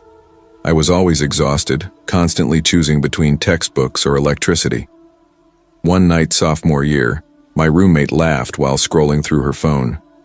You know some girls get sugar daddies, right? They just hang out with old guys and get paid. She grinned. I saw on TikTok, some get their tuition covered. I snorted. Yeah, right. Like that's real. But the thought clung to me. Later that night, lying in the dark, I searched it up. And there they were, dozens of websites built just for that. It felt wrong, risky, but also magnetic. My bank balance was bleeding out, and the idea of finally breathing again, even briefly, was impossible to ignore. I told myself I'd stay smart. I wasn't selling myself. I'd make rules, draw lines, stay in control. So I made a profile. Nothing explicit, just me in a simple black dress, smiling softly, a short bio, ambitious student seeking mentorship and support. The messages flooded in. Some were revolting right away. $500 for pics. Looking for someone submissive, no limits. I blocked them fast. Others sounded more polished. Men calling themselves professionals, generous, successful. Dinner dates, travel companions, allowances for friendship. It was dizzying. I started slow. My first arrangement was with a divorced lawyer in his 50s. All he wanted was dinner twice a week and conversation. $600 a month. He was polite, distant, almost fatherly. Then came others. Some kind, some arrogant. I learned to read the tells, the needy ones, the angry ones, the dangerous ones. I learned to walk away before they turned, and I kept repeating it like a prayer. I'm in control. Then came him. His name on the app was Victor Hale. His photos were sharp, gray suit, glossy black BMW, a gala background with champagne flutes. His bio read, entrepreneur, traveler, lover of art and ambition, seeking someone intelligent, driven, and discreet. He stood out immediately. His first message wasn't crude. I admire how focused you are on your studies, Victor. Ambition is the most attractive quality in a woman. I stared at it, not the usual sleaze. I typed back carefully, me, thanks. He replied almost instantly. I'm looking for mutual respect. I enjoy mentoring women who know what they want. Financial support is part of it, sure, but I want something genuine. A bond, not just a transaction. Something in the way he wrote, measured, articulate, confident, disarmed me. Over the next few days, we talked nonstop. He asked about my major, my family, my plans. He said he admired my independence. He said I deserved peace, not anxiety over bills. And part of me believed him. When he finally suggested meeting, my stomach tightened. Most men picked crowded restaurants or hotel lounges, but Victor wanted privacy. Too many eyes in public, he wrote. Discretion matters for both of us. He suggested a quiet park near Lakewood, on the edge of the city, late at night, when no one would be around. I hesitated. Every instinct told me it was wrong, but he kept reassuring me. You can trust me. I've done this before. You'll be safe. And like an idiot, I convinced myself he was right. It was a Tuesday. I'd just flown back from visiting my parents, my grandmother's funeral still clinging to my clothes like the scent of wilted flowers. My emotions were raw and my mind felt hollow with exhaustion. I kept telling myself that meeting Victor would be straightforward. Just a conversation, nothing more. Another careful step toward steadying my finances. I packed my bag with deliberate care. Wallet, keys, pepper spray, phone. I even shared my location with a friend, a small insurance, though I lied about where I was actually headed. When I reached the park, it was almost midnight. The air cut against my face and the grounds were empty in a way that made every sound feel enormous. The silence had weight. Even my footsteps felt loud and conspicuous. Then I saw him. Victor leaning against a sleek black sedan that looked expensive and strangely out of place in the worn lot. He was bigger than I expected, broader across the shoulders, and his stance was rigid. His face gave nothing away. "You must be Claire," he said smoothly, the fake name I'd given him on the app falling from his lips as easily as if it were real. "Yeah," I managed, forcing a smile. "Long night," he murmured, opening the passenger door. "Come on, let's talk somewhere private." That should have been my first alarm. The lock clicked when the door shut and the sound made my heart beat faster. At first he seemed ordinary, asking where I'd grown up, whether I lived alone, whether my family knew my whereabouts. Casual questions, but the way he probed felt too close, invasive. "No," I said firmly when he pressed about my parents. He smirked then, his eyes catching light. "Secrets are good," he said. "Makes this more exciting." I tried to laugh it off, but unease knotted low in my stomach. When he veered, off the main road into narrower, darker streets, the panic slipped in like ice. "Where are we going?" I asked. "Somewhere private," he said again, too calm, unnervingly calm. He stopped in front of a small, decaying house on the edge of town. The yard was choked with weeds, the windows black and shuttered. It looked abandoned. "This is me," he said as he climbed out. Every instinct screamed to run, but his stare pinned me in place, and against better judgment I followed. Inside, the air was stale and sharp with mildew and a chemical tang. The furniture was mismatched, and the floor cluttered with papers and dented cans. Nothing like the polished life his profile had suggested. "Make yourself comfortable," Victor said with a smirk. I sat on the couch's edge, clutching my bag like a lifeline. "Drink?" he offered, holding up a cheap bottle of wine. "No thanks," I said. He frowned but didn't push. Instead, he sat too close, his knee brushing mine. Then his hand slid onto my shoulder. "You're tense," he whispered. I put on a smile I didn't feel. "I think I should go," I said. His smile evaporated. "Go," he repeated, voice sudden and sharp. "Yes, this isn't what I signed up for." I rose and moved for the door, but he was faster. His hand closed on my arm and yanked me back. "You're not going anywhere." His grip was iron. He shoved me against the wall and clamped a hand over my mouth. My muffled scream vanished into the room. I kicked and clawed with everything I had. My nails tore at his skin, my legs thrashed. For a fleeting second, he grunted when I connected with a hit and his hold loosened, almost enough for me to slip free. He grabbed a fistful of my hair and jerked my head back so hard I gasped. "You think you can run?" he hissed. His face inches from mine, eyes bright with something not human. His other hand pressed at my throat, not fully choking, but a brutal reminder of who controlled the moment. Tears blurred my vision as I managed to whimper. "Why are you doing this?" He answered with a calm so flat it sounded like a clinical statement, like weather. "I just want to know what it feels like to kill someone." The words froze me solid. My heart stalled. This wasn't about money or companionship or sex. It was about murder. What followed was a chaotic, violent blur, struggling, screaming, fighting for air until my body slumped under the effort. My mind clawed for escape, but his strength was monstrous. The last clear thing I remember was his eyes. Empty, distant, detached, as if I were nothing more than an experiment. I thought I was in control, but I never was. The next morning, Claire Matthews, a 23-year-old student, was reported missing. Her friend said Claire had flown back late that night and never returned home. Days later, police found remains in a fire pit behind an abandoned house. The man known online as Victor Hale was arrested after digital forensics tracked his messages. His real name was Aaron Mitchell. When questioned, he showed no remorse, repeating, The same cold sentence he had said to me. I wanted to know what it felt like to kill someone. He was sentenced to life in prison without parole. But none of that changes the truth. Claw's story ended in terror because she thought she was in control.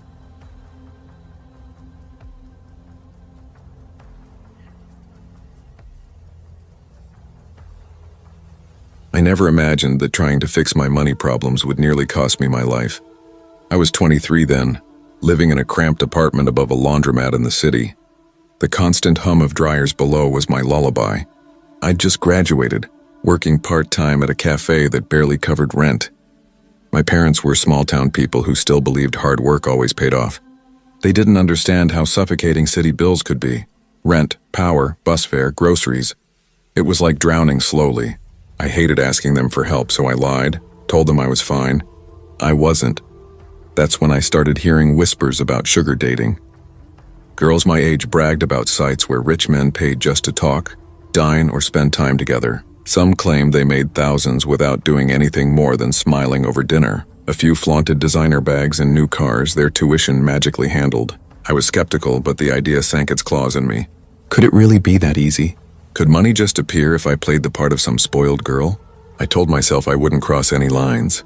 Maybe just texting, maybe coffee. That lie was enough to quiet the shame. I signed up on one of those websites using the name Sophia.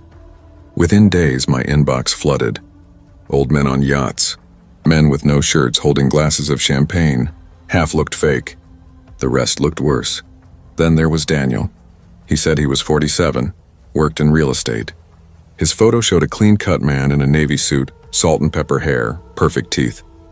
His messages were polite, almost old-fashioned. Hello, Sophia, he wrote. I'd love to get to know you. I believe generosity works both ways when there's trust and respect. Tell me about yourself. I hesitated but answered. We talked for a week about school, work, his travels, his lake house. He said he was divorced, his grown kids lived abroad, and that he was lonely, not looking for anything complicated. When he suggested meeting, he phrased it carefully. I'll come to your city and book a hotel. Just coffee in the lobby, public place. If you ever feel uncomfortable, you can leave. It sounded safe enough. The morning of the meeting, I stared at my reflection for nearly an hour. Not too revealing. Not too plain. I settled on jeans, a black top, a light jacket. On the bus, my palms were slick, my heart racing. When I walked into the hotel lobby, the air smelled like lemon polish and espresso. I saw him immediately, Daniel. He looked exactly like his photo. Tall, broad-shouldered, an expensive watch glinting as he stood. Sophia? He asked, smiling warmly. Yes, I said, forcing one of my own. You're even prettier than your pictures, he said, offering his hand. His voice was low, smooth, practiced. At first, he wasn't creepy. He spoke easily, like a man used to being listened to. We sat in the cafe corner, ordered coffee. He asked about my degree, my family, my future. I told him bits and pieces, careful to keep it light. He told me about his beach house, his business trips, his divorce. After a pause, he leaned in slightly. I know this arrangement can seem strange, he said, tone softening. But I mean it when I say I can make your life easier. Rent, bills, even a car. I can handle it. All I want is your company. The words were too smooth, like lines he'd used before. Still, I thought of the red-stamped rent notice sitting on my table at home. My chest tightened. After an hour, he said quietly, I booked a suite upstairs. Maybe we can continue our conversation there, it's quieter. I froze. I thought we were just meeting for coffee. Of course, he said quickly, raising his hands. No pressure, Sophia. I just wanted to show you I'm serious. He reached into his pocket, pulled out a small jewelry box, and slid it across the table. My stomach turned as I opened it. A delicate gold bracelet shimmered under the cafe lights. I want you to have this, Daniel said softly. Think of it as the beginning of trust. I couldn't find my voice. Part of me was flattered. Part of me wanted to run. I can't accept this, I whispered. He tilted his head, eyes narrowing just a fraction. Why not? His smile faltered, the charm thinning. It's nothing compared to what I'm willing to give you, he said softly. I tried to steady my voice. I don't think I'm ready. That's when his eyes changed. The warmth drained from them, leaving something cold and razor-sharp beneath. You don't trust me? He asked quietly. No, it's not that. Then come upstairs, he cut in. No one's forcing you to do anything. Just spend the evening with me. I'll pay you $300 just to stay. No touching if you don't want it. Just let me hold you. That's all. My breath caught. I really should go, I stammered, standing up.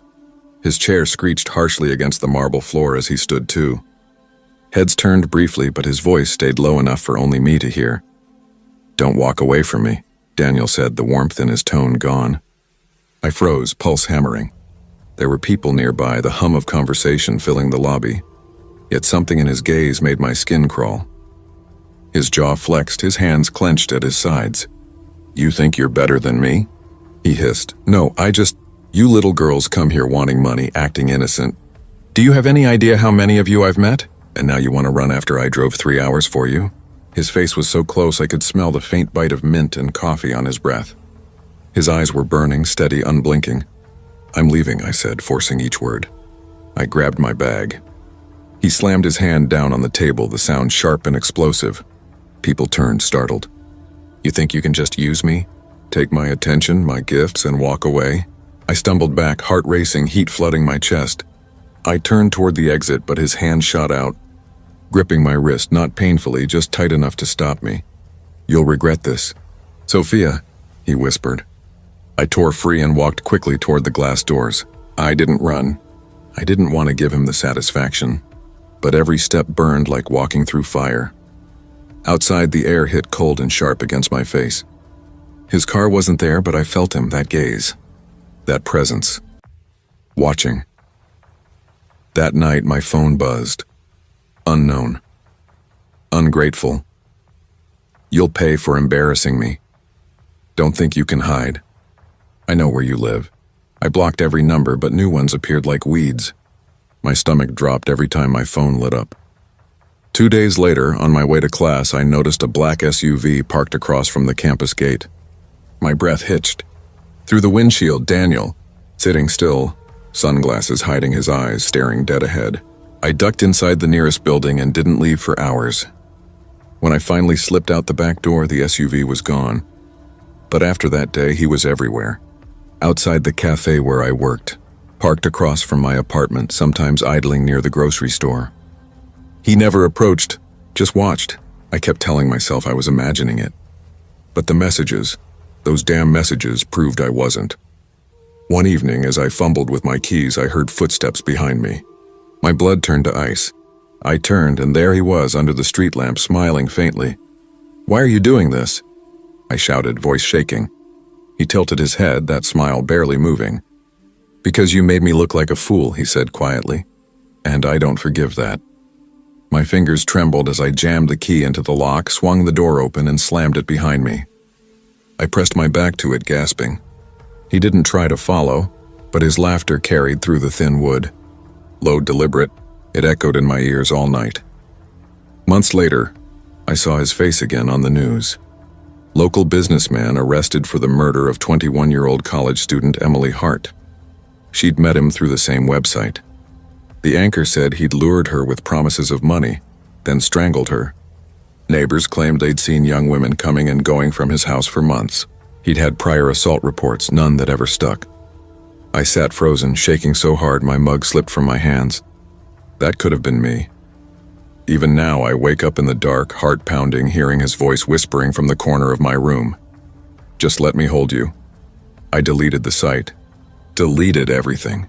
But the fear stayed. To this day, I avoid black SUVs.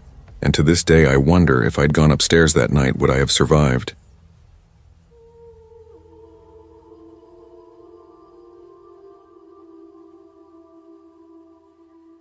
I grew up feeling like I was always one step behind everyone else. My body never fit the mold, the kind you saw in glossy magazines or those endless reels of girls with perfect lighting and perfect angles. I was thick in every sense, hips, arms, thighs, and before I even understood what beauty standards were, I was already branded fat. My father was gone before I could ever remember what his voice sounded like. And my mother, though present, had her own way of cutting deep with words sharper than knives. The mirror became my quietest enemy. By my early 20s, I'd mastered invisibility. Baggy hoodies, oversized jeans, long sleeves even in July. I dodged cameras, slipped out of group photos, and built a world small enough to feel safe. Just me, my phone, and my notebooks. Writing was the only place I existed without shame. On anonymous platforms, I spun stories where women like me were seen, desired, cherished, where someone looked at them like they were the center of gravity itself. I wrote about love I'd never touched, intimacy I'd only dreamed of. And strangely, my faceless readers adored me. They called my stories tender, real. They loved me without ever knowing who I was. Outside that bubble, I might as well have been a ghost. The loneliness gnawed quietly, like a dull ache in the ribs. Nights blurred into each other. Me lying in bed, the blue glow of my phone painting my walls while I scrolled through perfect people with perfect lives. Couples laughing in kitchens, engagement rings, honeymoons. The more I watched, the smaller I felt. I told myself I didn't need love, that I was above it. But the truth was simpler, uglier. I wanted to be seen. That's when the ads started appearing. Dating apps, sugar dating sites, banners promising connection, affection, even luxury. Older men looking for companionship. At first, I rolled my eyes. It felt cheap, desperate. But then curiosity started whispering, maybe someone out there wouldn't care about appearances. Maybe someone just wanted company, mine. So I did it. I made a profile. No photo, just a vague description of who I wished I was. My page sank into the ocean of filtered faces, glossy smiles, manicured perfection. Most nights I just scrolled, pretending I was part of that world. I never messaged anyone. The fear of rejection sat heavy like a hand on my throat. But I couldn't stop reading the profiles. Men in suits, silver-haired executives, even a few younger ones playing at dominance and generosity. It was voyeurism more than hope. Until one night, it was late. The air in my room was stale. The crumbs from an empty bag of chips scattered across my notebook. My phone buzzed, ping, a new message from someone named Daniel Pierce. Hi, it said. I actually blinked, certain it was a glitch. No one had ever messaged me first. My heart stuttered as I opened his profile. He was handsome, sharp jaw, warm eyes, the kind of smile that looked practiced but kind. Early 40s, salt beginning to touch his hair. His bio was short and clean, 45, single, successful, looking for someone genuine. I stared at the screen for a full minute before typing back. Hello. Almost immediately, another ping. How are you doing, gorgeous? I froze. Gorgeous? My profile didn't even have a picture. I typed back before I could think. You don't even know what I look like. His response came fast. I believe the most beautiful souls hide. That's why I'm here, to find the kind of beauty the world overlooks. I laughed softly, half disbelieving, half flattered. My cheeks actually warmed. Nobody had ever said something like that to me, and that was how it began. For the next 2 weeks, Daniel and I spoke constantly. Morning texts, sleepy good nights, confessions that slipped out between jokes that made me laugh until I cried. He never once asked for a photo. Instead, he wanted my thoughts, my fears, the way I saw the world. He called me Angel. He told me I made him feel young again, alive again. And for the first time in years, I started to believe I wasn't invisible. Then, one night, his message came through. Would you like to meet me in person? My stomach dropped as I read his message. My fingers hovered over the keyboard. I'm not sure I'm what you're expecting, I finally typed, my heart thudding so hard I could feel it in my throat. His reply came almost instantly. You're exactly what I want. Then another ping. Please, dinner tomorrow night. Blue Haven Cafe, 8 p.m. I stared at the screen, my pulse racing. Every rational part of me screamed, don't do this. But curiosity and longing spoke louder. My fingers trembled as I typed a single word back. Okay. The next day passed in a haze of nerves. I couldn't focus on anything. I tore through my closet, trying on outfit after outfit, until I landed on a deep red dress I hadn't worn since high school. A little tight now, but it made me feel like someone worth looking at. By 7:45, my heart was already sprinting.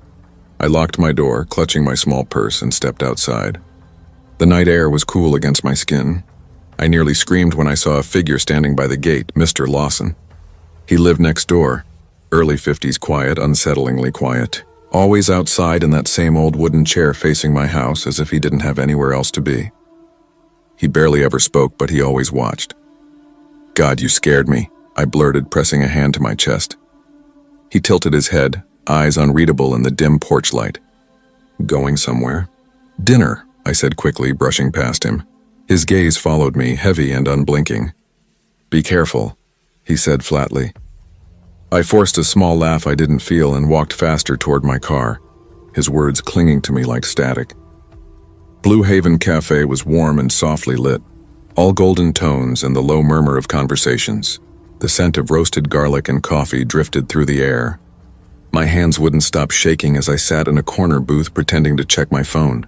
Then I saw him, Daniel. He looked exactly like his pictures, maybe even better. Tall, broad-shouldered, his shirt crisp, his smile charming and deliberate. When he saw me, his face lit up like he'd been waiting his whole life for this moment. "You must be my angel," he said as he reached the table, his voice smooth and rich. I swallowed hard. "That's me," I managed, forcing a smile. Dinner was perfect, almost too perfect. He listened, really listened. He asked about my writing, my dreams, even my insecurities. His tone never turned mocking or impatient. For once, I didn't feel like a burden in someone's company. I felt seen. When he reached across the table and brushed my hand, my chest fluttered. I didn't pull away, but something in me, some faint, uneasy instinct, kept tugging. His phone buzzed twice during dinner. Each time he flipped it face down with a quick glance at the screen. His eyes darted toward the entrance every so often, as if he were waiting for someone. When I excused myself to the restroom, I caught a glimpse of him slipping something small into his jacket pocket, too quick to see what. My stomach knotted, but I told myself I was imagining it. Paranoia, nothing more. After dinner, he insisted on driving me home. I hesitated. "I can take a cab," I said. "I just want to make sure you get home safe," he replied softly, smiling in that disarming way that made saying no feel rude. So I agreed. The car smelled faintly of leather and his cologne. Warm, expensive, intoxicating. We chatted lightly about music, about the cafe, about little meaningless things. But then, without warning, he took a turn that wasn't toward my street. I said carefully, watching the unfamiliar buildings pass by. "I think you missed the turn." No, he said, voice smooth. "Shortcut." A cold wave spread through me. My fingers tightened around my phone. Then it buzzed. A text from an unknown number. "Don't trust him." "Get out. Lawson." My blood went ice cold. I looked at Daniel. His jaw was tight, his knuckles white on the wheel. My breath came shallow. "Actually," I stammered, forcing a small laugh. "Can you stop here? I just realized I need to grab something from a friend's place." He didn't slow down. "We're almost there, Angel." "Stop the car," I said, my voice breaking, trembling. He turned to me then, his eyes darker than I'd ever seen them. "Don't you trust me?" Something inside me snapped. My hand flew to the door handle. As the car slowed at a stop sign, I shoved it open and threw myself out. The pavement tore at my knee as I hit the ground. Pain exploded, but adrenaline shoved it aside. By the time I looked up, Daniel's car was already gone, taillights vanishing into the dark. I stumbled home in shock, the world around me blurring. Every sound, every flicker of light felt distant. When I reached my street, Lawson was still outside, sitting in that same old chair. He stood when he saw me. His expression didn't change, but his voice softened just enough. "I told you to be careful." I wanted to ask him how he knew, why he texted me, what Daniel had really wanted. But the words never came. I just nodded, tears burning my eyes. That night, I deleted the app. Deleted every anonymous account. Then I stood in front of my mirror, staring at the reflection I'd spent years avoiding. My face was streaked with tears, my hair a mess, my knee bleeding, but I was alive. I don't know what Daniel truly wanted, money, control, or something worse. But I know this. Loneliness can be a predator, and sometimes the creepiest neighbor isn't the one you should fear most.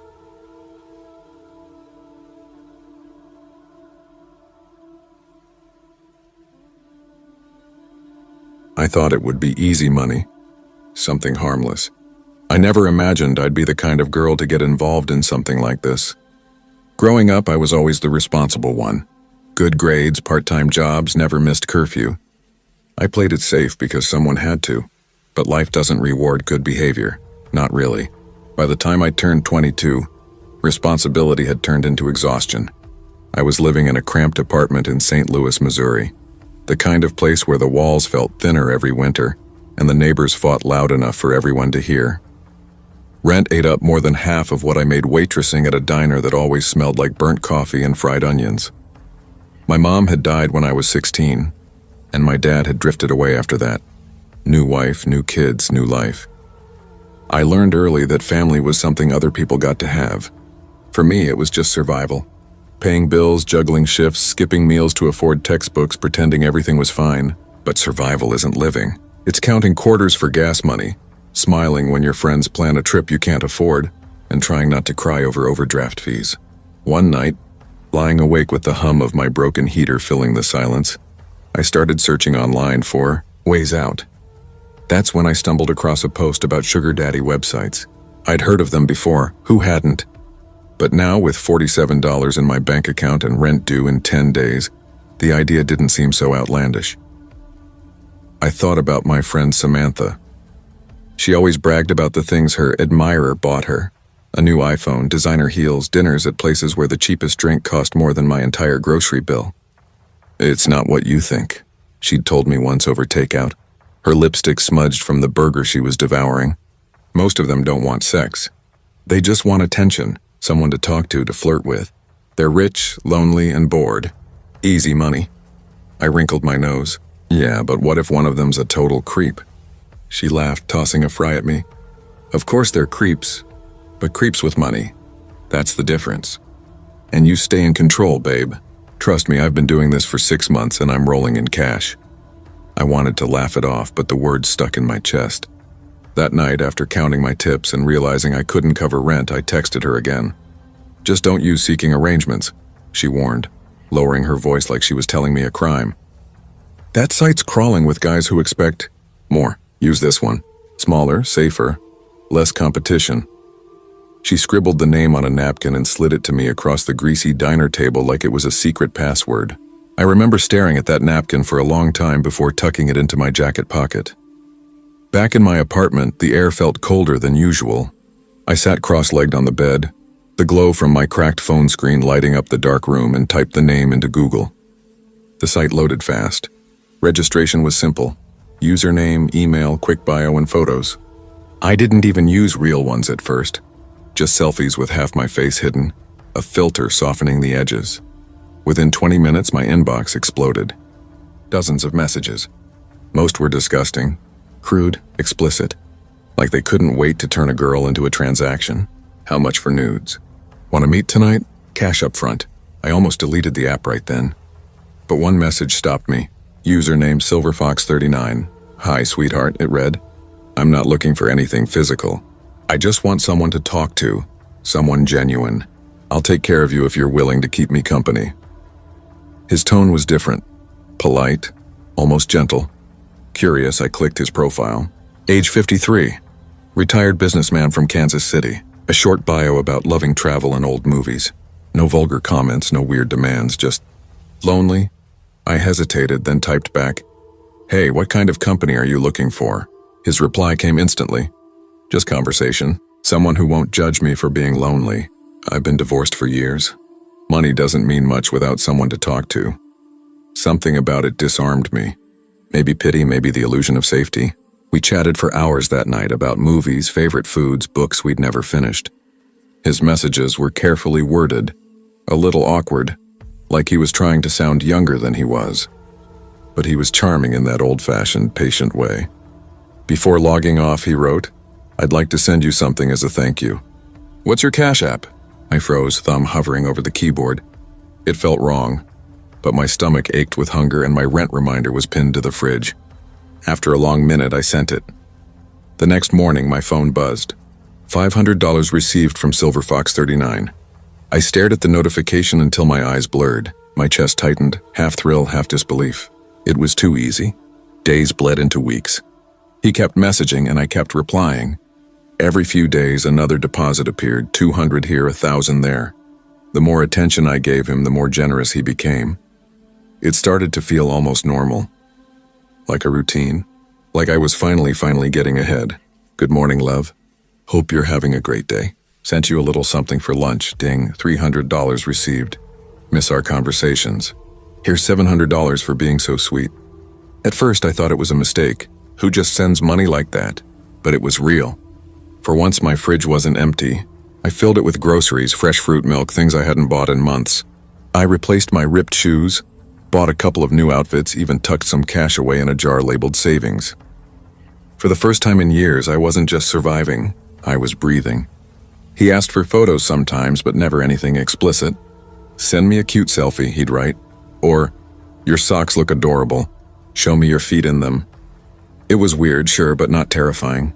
And honestly, I faked most of it. I'd grab pictures off Pinterest or Google, pretty girls in cozy lighting, faceless legs under blankets, and send them his way. He never noticed, or maybe he didn't care. At least that's what I thought. One night, I was lying in bed texting him between yawns, when he asked something that made my stomach tighten.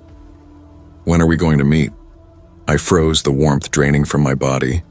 Up until then, he'd never pushed it.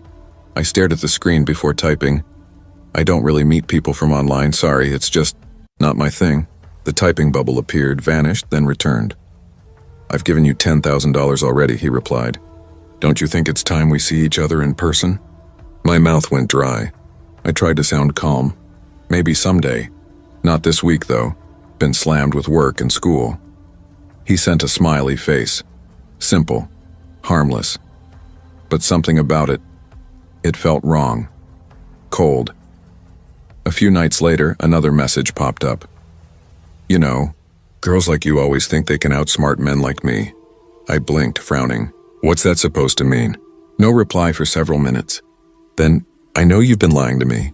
I'm not stupid. My heart started pounding. Was he talking about the photos? My excuses. My mind raced. I don't know what you mean, I typed, fingers trembling. Oh, you know exactly what I mean, came the response. No one gets away with scamming me.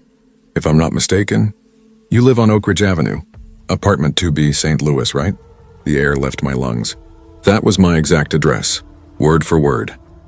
I sat up in bed staring at the glowing screen. My fingers felt numb. Are you threatening me? I typed, barely breathing. His reply came almost instantly. Not a threat, sweetheart. A promise. Don't worry, I'm patient, but don't keep me waiting too long. That's when I broke. I called Samantha, my voice shaking so hard I could barely get the words out. He knows where I live, Sam. What the hell do I do? Block him, she said, voice trembling. Delete everything. Change your number. These guys are obsessive. I told you to be careful, so I did. I blocked him. Deleted the app. Swore I was done. I even changed my number. But 2 days later, my phone buzzed with a text from an unknown number. Blocking me won't change anything. You're mine now. After that, I stopped sleeping. Every creak in the apartment made my heart slam. I checked the locks 3, 4, 5 times a night. Sometimes I'd wake up convinced someone was standing outside my door. Then one night I heard it. Gravel crunching just beyond my window. My apartment was on the ground floor. Slowly, I peeled back the curtain with shaking fingers. Across the street, a car sat idling. The engine off, no lights. But through the faint orange glow of a cigarette, I saw it. A face. Watching. The texts kept coming. Cute pajamas. Red looks good on you. You shouldn't leave your window open. I'll see you soon. I called the police. They came by, asked a few questions, took a report. Probably just someone trying to scare you, one of them said, yawning. We'll patrol the area. But I knew it was him. It happened on a Thursday night. I'd just finished a double shift at the diner. My feet ached, my uniform smelled like grease, and I just wanted to collapse. But when I reached my door, something felt off. The lock. It wasn't locked. The door was open. Just a crack. My breath hitched. I pushed it open slowly, my heart thudding so hard it hurt. The living room light was on, and there, sitting in my chair like he belonged there, was a man I had never seen before. Gray hair, expensive suit, a calm smile that didn't reach his eyes. "Hello, sweetheart," he said softly. "Finally we meet." The rest is a blur. Flashes of movement, the sound of something shattering, my own voice screaming. When the police found me hours later, I was curled up in the corner, shaking, barely able to speak. He was gone. My apartment ransacked, my phone smashed to pieces, my bank account emptied. They never found him. Not his name, not his car, not even a trace of his online profile. It was as if he'd never existed. I learned the hard way that easy money doesn't exist. And sometimes loneliness can turn a man into something much worse than a monster.